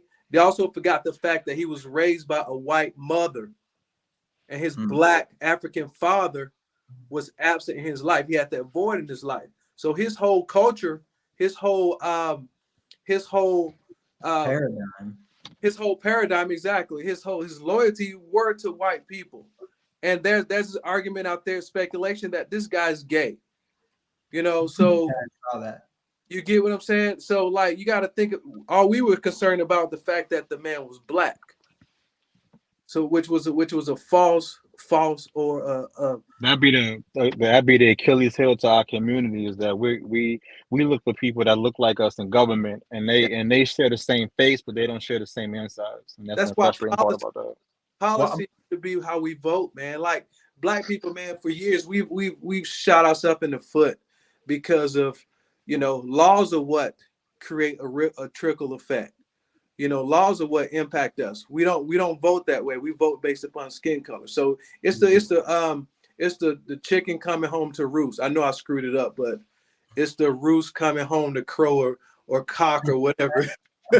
Same difference. It's ignorance, man. That's all it is. I'm gonna say something, and I want your guys' opinion on this because we're talking about gentrification. I don't think that you deserve to live somewhere like just because you grew up there. Like, I don't think that you deserve, like, if you grew up in LA, that means you deserve to always live in LA. That I think that it's natural selection and it's just the way of the universe. If a place becomes too expensive for you to live, the American way is go somewhere else, go find work somewhere else. Like, I remember multiple people in my family, they grew up in Texas and then they moved other places and they went and did other things. I remember at one point, my grandpa, he lived in Colorado and there was a strike at his job for 7 years. He came and moved to Las Vegas with us and drove the city bus. And he eventually got back pay when the strike was over, but he didn't sit where he was at and be like, oh, I'm not going to work again because I deserve to work here. He went where the work was. So do y'all think that Black people have this entitlement in these areas of gentrification where it's like, well, I deserve to be here, so I'm not going to go where the opportunity is at? It speaks, that answer is illustrated in the rap culture. You know, East Side, West Side, Fourth Ward, Fifth Ward, claiming territory. Yeah, this block, O block, all blocks. That right there is ignorance, man. Like, there's a principle in real estate that states that real estate will always be used or should be used at its highest and best use. Yeah. And what that means is you got one of the most valuable assets on the planet. Okay, the scarcity is one of the most scarce commodities that you'll ever own or ever become confronted with. There's always someone looking to invest in that. And if you don't recognize how valuable it is, then there's always someone coming behind you looking to invest in that and capitalize on that investment. You know, under everything that you walk on is real estate. And people don't even know what that means.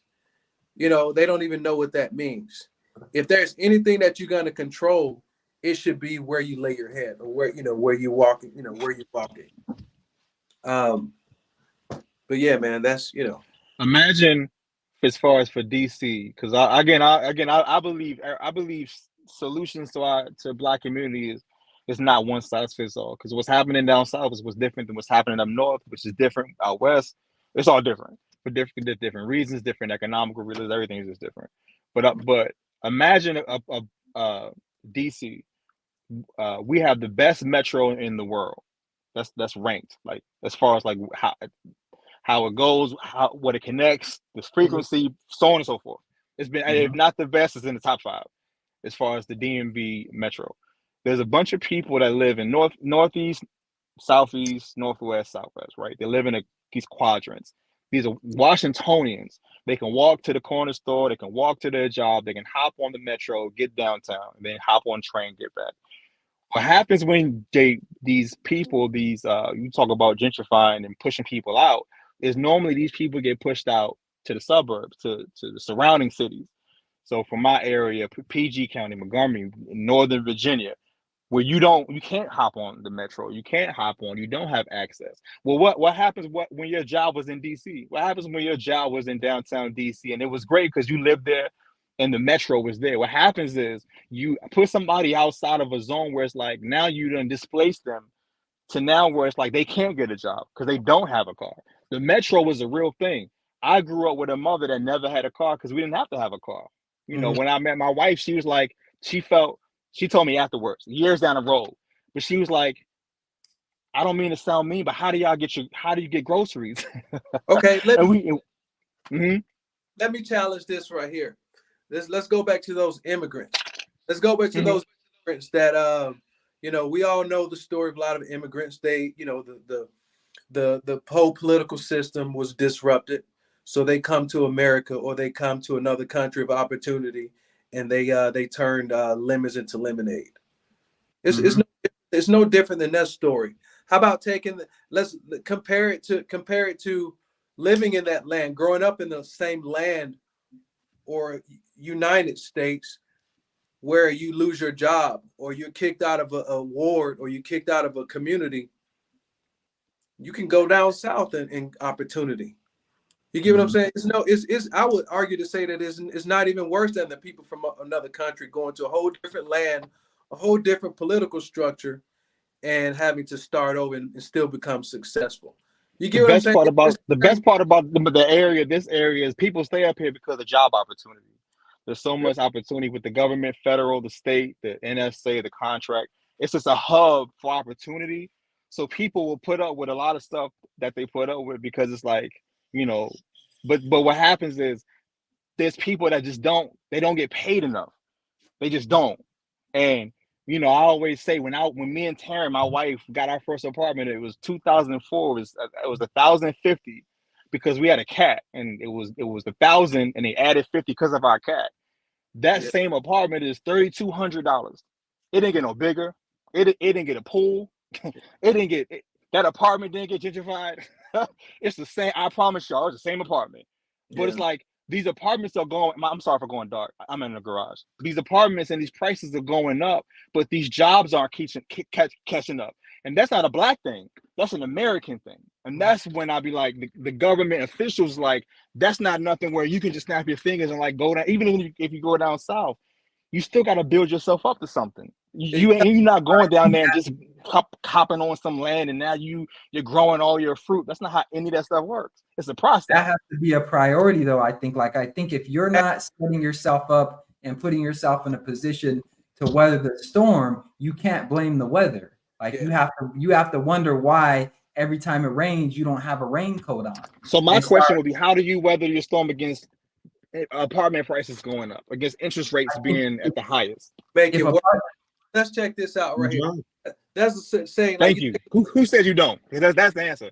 Well, no, I was saying, I was gonna say, and not to cut you off, D, I was gonna say you go somewhere else. Like if you can't fight in the heavyweights, maybe you go down to the middleweights. Like that's the luxury that we talk about. You just move, you just get a car, you just the part that we talk about, and I talk about that when I'm amongst other, hosts in different spaces. I have to make sure I'm not speaking from my pulpit of luxury and saying what people should be doing. When people don't have access to capital, it's hard for them to do that. And when people don't have access to family, when they don't have nobody they can bunk with, like a lot of times we have to take ourselves out of whatever our comfort space is, and like, well, what if it was just me? How would I do that? How would that work? I'm gonna say, how would that work? Well, hold on, but many of us, I don't think it's a luxury because many of us were in that same spot. So we found the keys, the diamonds, whatever, to get to where we're at now. So how is it a luxury? Because we work. I mean, all of us, and I may be assuming because everybody's journey is different, but all of us have started from somewhere. Not having a car, not having the biggest paying job, those type of things. So it kind of goes back to what Fitz said. Is it a priority though? If I don't have a car and I need one, starting over. Go ahead, D. Now, getting somewhere, it requires it requires a mindset. You take a billionaire, you strip that billionaire of all of his money. He or she will be a billionaire in a matter of time. And it's not because of their money, because they don't have that money anymore. What they do have are the skills and the mindset and the network. You get what I'm saying? So it's in here. Like I say, man, I grew up in, not poverty, but you get what I'm saying? Just like most of us did, from the streets, in the apartment complexes. I joined the Marine Corps, got a college degree. You get what I'm saying? Certain choices that you make will give you that push. It's what man. Betting on yourself. It's tough, man. America's tough out here. We talk about luxuries, man. There's still luxuries. There's still. What about with the people? Some of us. I don't know who got kids, who don't got kids. Sometimes we speak from a place of like, I did it, so you should be able to do it too. That's not how this works. That's the way everybody's situation is different. But that's true, man. Like it's everybody's not gonna be successful, but the opportunity to be successful is there, man. It's shaping yourself to where learning. Emulating people, man. Like, success leaves tracks. You know, so if you're humble enough to say, okay, well, I don't have anything, but that person does. Let me go learn from that person. What does success look like? How did that person get that?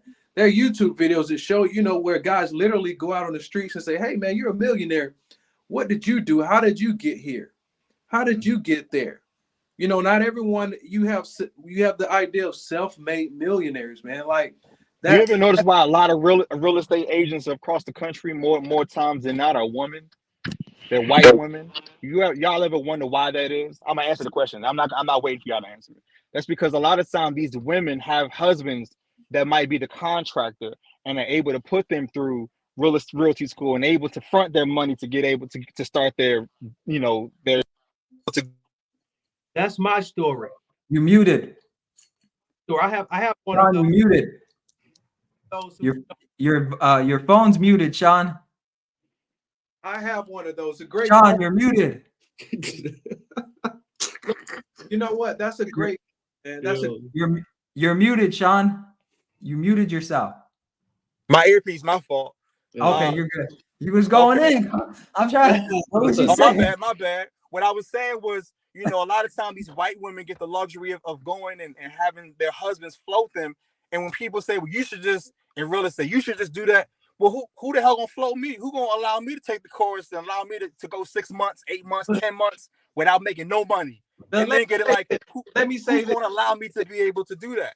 It's not realistic. That's a great point. You're right, but why are we comparing ourselves to the white women who got free money?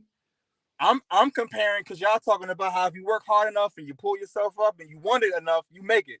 And my point is that's not how that works. John, guess what? I have those ex-wives. You get what I'm saying?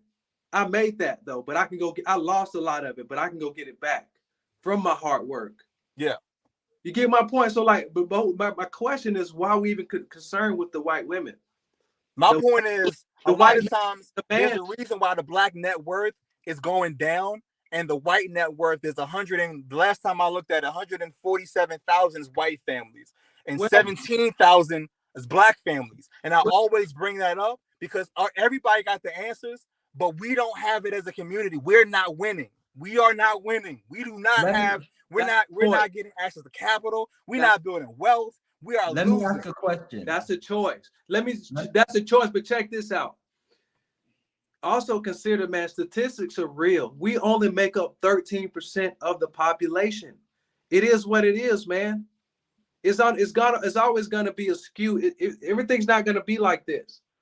When you average things together, we still trash. We're not making no money. We're not making no strides forward. We're not. That's an important point, D. Like our numbers are lower, but I wanted to ask this. Sean, you were talking about, well, if you're sitting from a position of luxury, you shouldn't be telling somebody that's not sitting in that position of luxury what they should be doing. So my follow-up question would be, who should be then telling them what to do? If it's not the people that are where they want to be, who should then be telling them? Because the rappers are telling them, the celebrities are telling them. So it's like, if a normal person can't tell them, who should be telling them? I'm of the mindset that we trash. Us, our age, and maybe a little bit older, a little bit younger, man, we trash.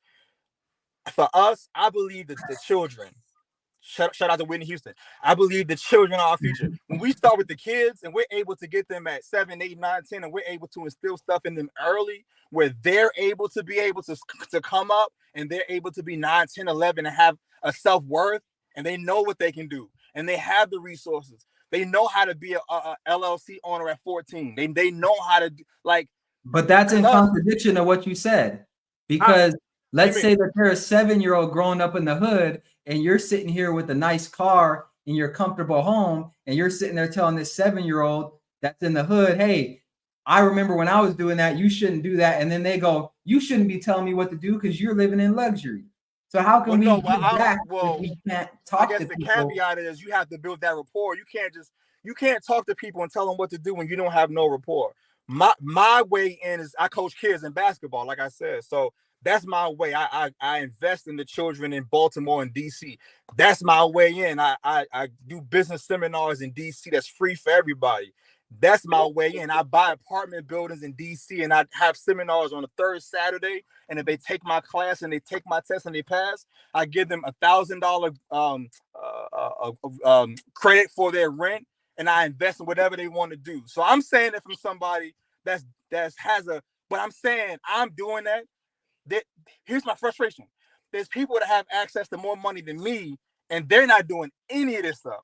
And they're the ones, like you said, the rappers that are on TV, on YouTube, on Instagram, on TikTok, talking about kill the ops, spin the block, bang, bang. And our kids are like, yo, that's dope. You hear Mike Will and them? Like, we have to do a better job of getting to where the kids are, getting them off their phone and getting them, whether it be flag football, real football, basketball, the art, STEM programs, wherever these kids are at. We have to take our resources and our luxury and our benefits and our high horse and come down to where they're at and just talk to them and guide them. And it's not going to be on the collective. It's going to be on maybe a 1-on-5, a 1-on-10, a 1-on. But that's how we got to start it, and that's going to make the change. That should be the parent, the biological parents, the home. That's luxury. That's luxury. Todd, you were gonna say something? What's luxury? I was gonna say why. To assume the parent is going to be there, man. I coach kids and they get dropped off by their grandparents. Having a parent is not a luxury, brother. Where the parents at? You see, you got all the answers. Tell me where my little sinner's parents are at, because I can't find them. I can't find the mother or the father. So since you got all the answers for making, help me find the parents that you think are just here. They're not here. That's not how this works. That doesn't make it a luxury, though. That's a. Then what is it? That's not a luxury, bro. What is it? That's a cultural issue right there. That doesn't make it a luxury. It's not your job to have to establish this rapport and that rapport. Those parents should be instilling the willing and the. It's not realistic, bro. That's not realistic. It's not. It's not. It may not be. It may not be common where you're from, but that highlights the problem. The problem are these smartphones, these social media apps, these tablets, and that's not even with the parents. That's the school systems. That's not. Again, it takes a kid. What I always tell my wife is like, our parents and our grandparents, like my mother talk about the village, grew up on a street, and it's like her family, which is 12 kids, and the Perrys, they had 11 kids, and the Owens had 10 kids. So on this same street, it's like, 30 some kids, and it's like a community that's helping raise, and then we get to the 70s, 80s, 90s, the 2000s, the 10s, and it's like people are like, well, I got mine, you better get yours. It's like, wait a minute. We know it ain't easy to raise. We know it's like these kids with these smartphones, and then with these school systems are underfunded, overpopulated. It's one teacher to 32 kids. That's not realistic for the parents just to have all this control, because unlike me and you, maybe those parents gotta go to work. I work from the house. I make enough money to where I'm at the house. But that's not my story, ain't their story. They gotta work. They gotta leave home. They gotta clock in. Both the parents, if they got them, brother. If they got them, I hear that's a luxury if they got them. I hear a lot of diffusion of accountability, like just because I got you. You got it. I'm being quiet, man. You got it. Yeah. Well, let me say this. There's some truth in what D is saying, because my mom worked 2 or 3 jobs pretty much my whole entire life, right? And we have conversations now that I'm old and I can understand and articulate that. I ask her, why didn't you make this decision? Why didn't you make this decision? And for her at the time, that's just kind of what it was.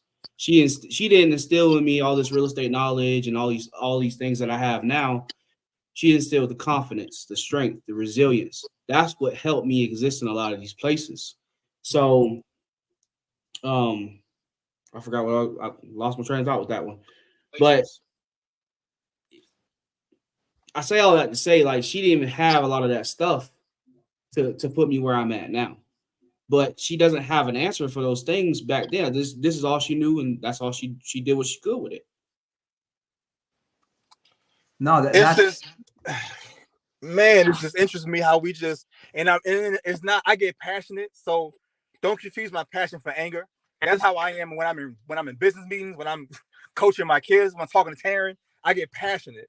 But it's just unfortunate because when I'm out here doing stuff in the communities, I wish it was like y'all saying, because if it was, it'd be a whole lot easier to make progress. But it's not. It's just not like that. And I want to live in the magical world that y'all in. let me send me the link. Please send me the link because I want to play. I want to play where y'all at. This magical world y'all living in. Please let me send me the link. At some point, there has to be an acceptance that all of these people can't be saved, brother. Right.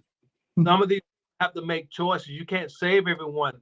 Parents have to take accountability. If you have to go to work 8, 9, 10 hours and you can't spend time with your son or your daughter every day, you need to go back home and do some soul searching and realize, okay, well, I need to make some changes in my life.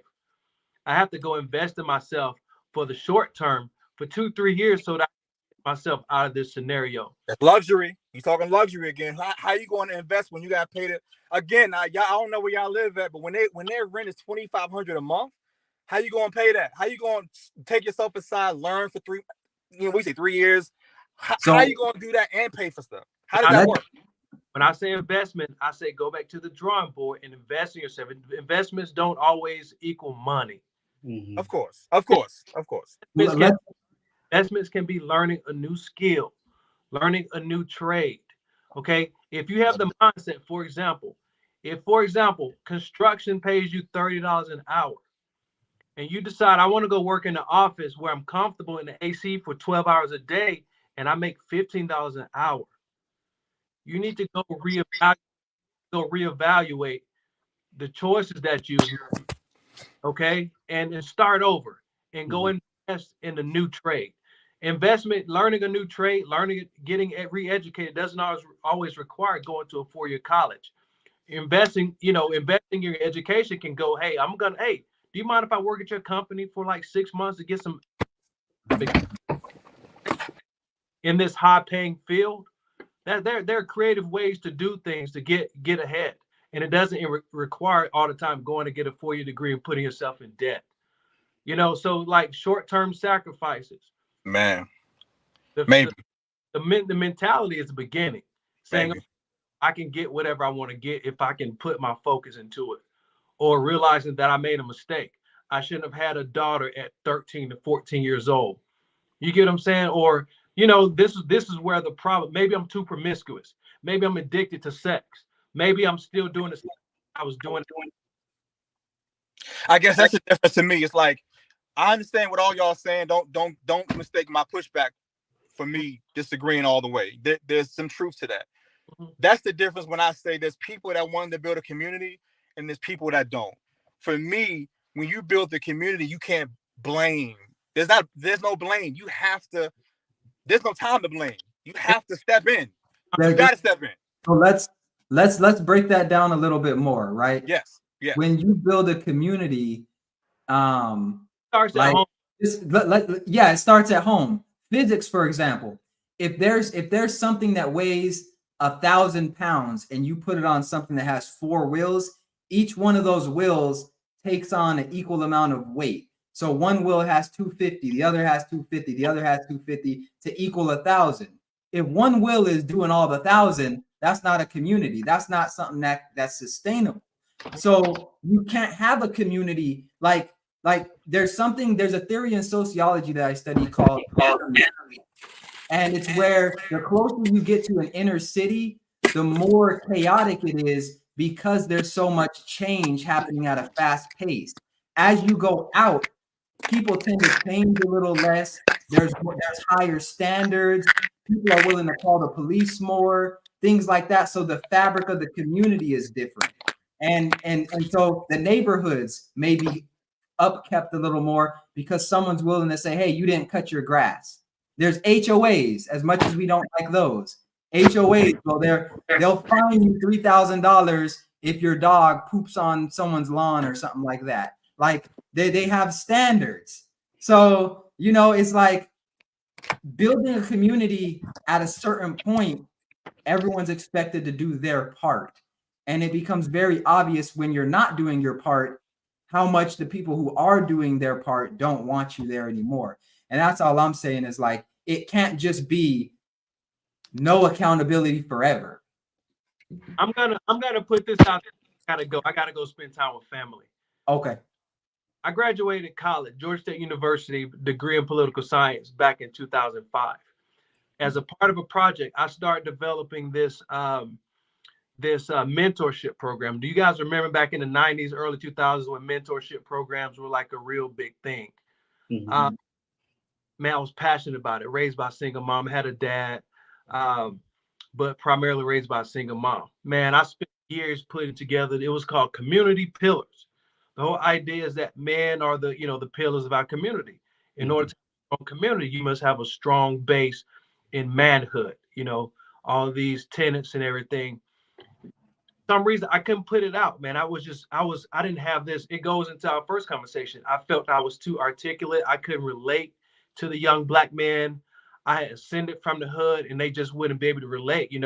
I pulled myself from the bootstraps, raised by a single mom, joined the Marine Corps, degree and all this kind of stuff. Within the last 6 years, I started to realize the fact that there was no accountability in the home. There was this whole imbalance of all these single moms. I started looking at my mom, looking at a lot of the behaviors that our uncle Kevin Samuel started to highlight. You guys are with me there, right? Mm-hmm. And I came to the resolution that why am I putting all this energy into all these youth boys, where when they go home, when I pour into them in this 2 hours or this 1 hour of the week, when they go home, their mother's not going to reinforce the discipline.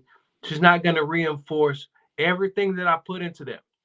A father's role is to provide consistency, discipline, and authority over a young man. Okay. I don't have that role. All I'm doing is I'm just giving them a male figure for an hour or so. There's no accountability. She's not going to reinforce everything that I'm doing here. Oh, he had to go to basketball practice. He couldn't do that assignment that you gave him.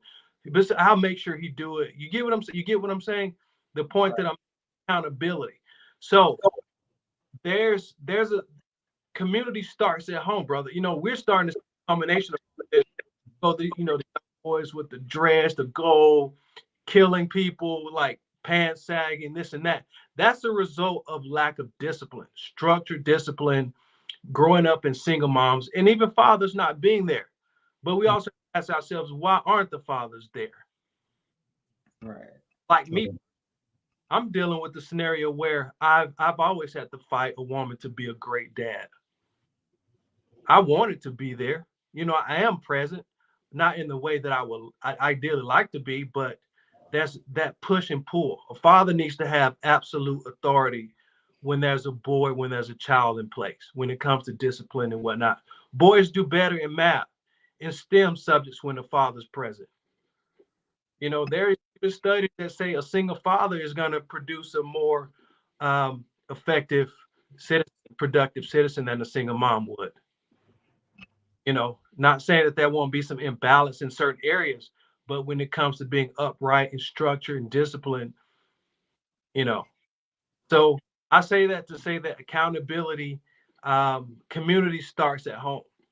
We can't, we burden ourselves as men thinking that we can just go around in our masculinity, our mentorship over the whole community. Mentorship is not meant to be a lifelong thing. Mentorship is to help a boy, for example, a trade. You mentor someone in construction. You mentor someone in real estate. You mentor someone in finances. It's not meant to be a father, replace a father, or replace structure. That's not what a mentor designed to be. We're supposed to be pouring into the community, into the kids specifically, and whatever the level of mentorship is, that's up to the person. That's what I realized. I can't put what somebody else should do. I'm gonna say what I do. For me, feel like the point of that I was given this information and unlocked a couple of things, you know, many moons ago, was to impart this information into people that wanted to learn. And what I realized is people that's my age, maybe 5 years up, 5 years down, they set whatever they think is what it's going to be. These Instagram, these you know, these social media spaces are echo chambers. We agree over here, we agree over there. It's not, people don't want to learn nothing new. I believe it to be true. Out of all this stuff people be saying, they don't want to learn how to be a true entrepreneur and build business credit and pull funding and be able to get life. Like, nobody want to learn that. Nobody, they say they want to do, they don't want to learn that. Bet. For me, what I've saw success from is going back and being able to go. Now my cheat code is being able to coach the kids, right? So that's my cheat code. If I wasn't doing that, I wouldn't have any way in. That I wouldn't have any way to talk to kids, and they wouldn't have a point to listen to me or a reference point. But all my nieces and nephews and my family are business owners. I have a niece, she's just turned 17 last week. She makes more than all of us on this call. She's 17 years old. That's my point, to be able. So I teach people, but the idea is when you impart wisdom, you ain't got to keep coming back. You got to. I use my tech background, the software. Just put the right software into them. You know, a lot of people when we get this age, we don't want new software. We know what we know. We got it. But the kids, man, they don't know what they don't know. So we can get down there and we can make a difference. Whether the father's there, whether the mother's there, that's not my problem. My problem is there's a kid here that wants to learn. Not my problem. I'm sorry, y'all. Not my concern. Not how they got there. Not how like their grandparents dropped them off, but like I don't know the back of why their mother and father didn't work. I don't know. I'm the coach. I ain't got time for that. I'm not there to go past that point. My point in all that was pour your energies and pour your skill set. I mean, it's natural to give back. You're supposed to give back. That's the cycle of life. You become an old man, you pour into the next phase. Don't waste your time with those, you know, give that energy to those that are disciplined and that are adamant about learning. That's all I'm saying. It's not everyone's going to make it. I believe that. I believe that everyone, you know, and I'm the one that's been saying whenever I get a chance to, people that we think have money don't have money.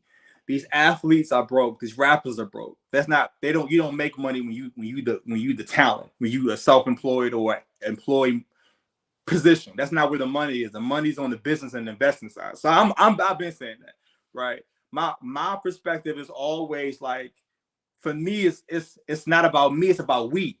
So if I can't, and it's frustrating. Sometimes I'm a cancer, man. I get emotional. I say F it, F everybody, F black people. I'll be getting mad. But then I go back the next day and I go back to the court and I go, you know, my mind clock in with the kids, because no matter how I feel, I still have to do this. I have to do it. Now I have a time limit. I'm not doing it forever. Whenever Taryn has her business and she got her clients in Florida, we out. We gone, you know, and it's going to be a different stage of my life. But while I'm here, while I'm able to impart some wisdom in some kids in some communities, I have to do it. Yeah. Because if not, what am I doing it for? To go and tell y'all how good it is to have a couple dollars? That's trash. That can't be. This then, and I know D, you said you had to go, right? Man, gentlemen, pleasure. Thanks for having me on the show again. I look forward to the next time you guys enjoy the rest of the conversation. My man. Thank you. Good talking to you, bro. So much, man. I'll talk to you next time. God bless you and your family. I wanted to, and we'll probably wrap up soon as well, but I wanted to maybe finish off with this. Y'all got me worked up. Goodness. I wanted to finish off with this because I think this is a big point of contention in the Black community is how do we give back, or what is our role as men when it comes to giving back? Because it's like, if you don't do enough, you're a sellout. But if you do too much, it can start to feel like, am I making a difference? It seems like there's no amount of good you can do that is truly appreciated or that truly makes a difference, because it's like, okay, Sean is coaching, but he could be doing this, or, Ty is donating, his therapy session time, but he could be braiding the hair on the week. Like, there's no amount of, there's no right answer. Then it seems like that's appreciated. So from both of y'all, what do you think is the most effective thing we can do as Black men for the Black community? I'll go first. For me, I used to have these Zoom classes, 4 weeks, week 1 wholesale, week 2 Airbnb, week 3 multi-unit, week 4 business credit. And at first I used to like, I'm gonna help the Black community, and I'm just gonna promote online on these. Give the link out there, and people like, yeah, man, I'm gonna show up. It was always at 7 Eastern time, and they got to a point where I keep logging on Zoom, and it'd be me and God just there. I'm like, wait a minute, I thought you wanted to know how to. And then I did the second week, the third week, and my wife is always the one saying, you need to charge for that. And I'm like, nah, baby, you don't get it because you ain't out here like I'm. And she was right. What I realized was what I was giving for free, nobody appreciated. So I put a price tag to it. And then that got popping. But then it got to a point where I realized I'm spending my week away from my wife, my family. I'm giving all I got. I'm passionate, showing I'm doing 3 hour Zooms every week. So I got for whatever time that is, 12, 13 hours of content, real estate. And nobody's watching the playback. Like, nobody, when I asked, hey, man, how's your business doing? Nah, man, I didn't even do it. Wait, what? Nah. So what I realized was I stepped away because I'm like, man, these Negroes, these Negroes don't want it. And that's when I started to go to the kids. Because what I realized is the children, when I say they want to learn, it's not even like their natural inkling is to learn. They're in school. They're like, so I'm like, man, if I just, bump people and go to the children, it's going to be a lasting longer than I can ever do with the adults. So for me, it became, we talk about fathers not being there, and so on and so forth. I believe it to be true. As hard as I am on white supremacy, I'm harder on Black men. Black men are trash. I believe it. I'm going to say it. I'm going to stand on that. I can fight. I can box. So anybody that don't feel, come see me and I can fight. But my point is, it's challenge. My point is not to say that we can't be better. My point is to say we for those of us that can be the big brother, that can be the uncle, that can be for the kids, no matter how they got there, we have to step in as Black men and do a better job for our women, so their kids, their boys and their girls. I don't care what it is. I can't really. I coach girls too, and I'd be like, Taryn, why is she so emotional? And she like, you want girls? There you go. I'm like, so it's like I'm not the best with girls, but until I get some women that's going to help me with their time, I have to step in. As a Black man, I can't again tell nobody else what to do.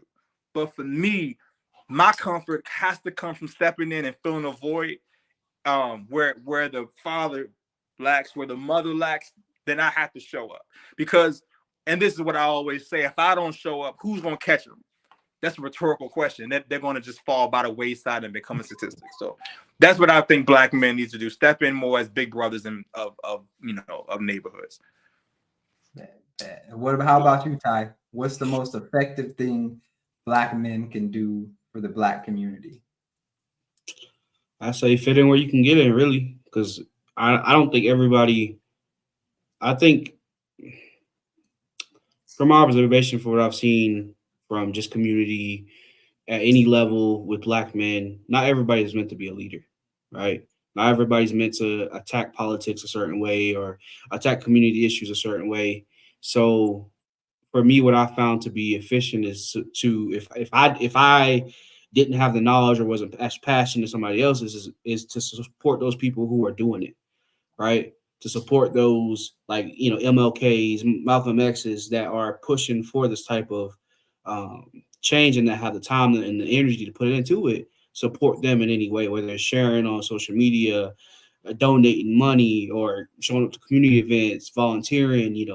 Any type of way that I can help their mission go on is what I found to be efficient. And also, coaching, helping some of the students when I was in the school district, chopping it up with them. Because it's for me, it's a timing thing because they're not always ready to take that on, and that was kind of one of my questions I had earlier for Sean and Andy about, I think Black people put too much on kids so early because mentally they're not ready to accept that and understand that. I think we have to wait a little bit longer until they're a little bit more developed mentally, right? And this is just me speaking from a therapist standpoint because they lose out on certain things in their childhoods. and then they grow up early, and then they become this and this and this and this and this. And that's how I grew up. I grew up way too early, was a man of the house, and then my mom viewed me as an adult and not a kid. You know what I'm saying? So kind of get in where you fit in, man. Where, you know, if you have the opportunity to lead and to plant those seeds, plant them. You know, develop a small LLC if you want to, or, you know, do a nonprofit organization, whatever you feel you can add value, get in there. No, and those are both very powerful, insights. And so for me, just to kind of close things out, I think the best thing or the most effective thing you can do as a Black man for the Black community is to be like a great Black man, like be an example of a great man. So, you know, say what you mean what you say, hold yourself to a high level of accountability. And I think wherever you go, your energy will, you know, gravitate towards and attract people to, you know, whatever it is you're doing. So Sean, it might be real estate. Ty, it could be like therapy. And I think his phone keeps dropping out, but it could be like therapy. So like whatever it is that like your calling is or your gift is, I think you should put yourself in those positions, and then people that, you know, gravitate towards that will see it. One thing that I do think is like something that as Black men we have to be aware of and watch out for is that sometimes you may want to be a mentor to someone who's looking for a father, and there can be like a big difference. And you not being able to, like, for instance, you may only be able to give an hour of your time, but then when it's time for you to go, they may look like, oh, you're letting me down.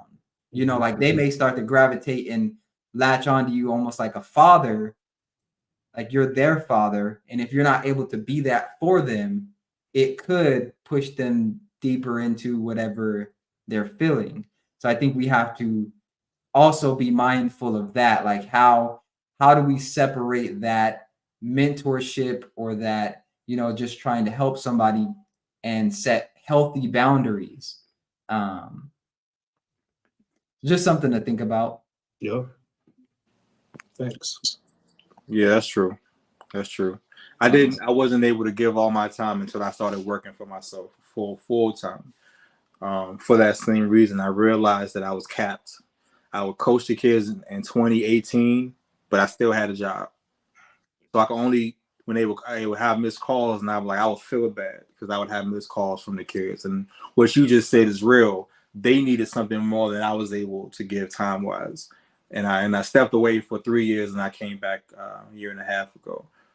Now, not saying I'm replacing anybody, but all I'm saying is that, like I said in one of our other chats, whenever they do call, you know, I'm busy.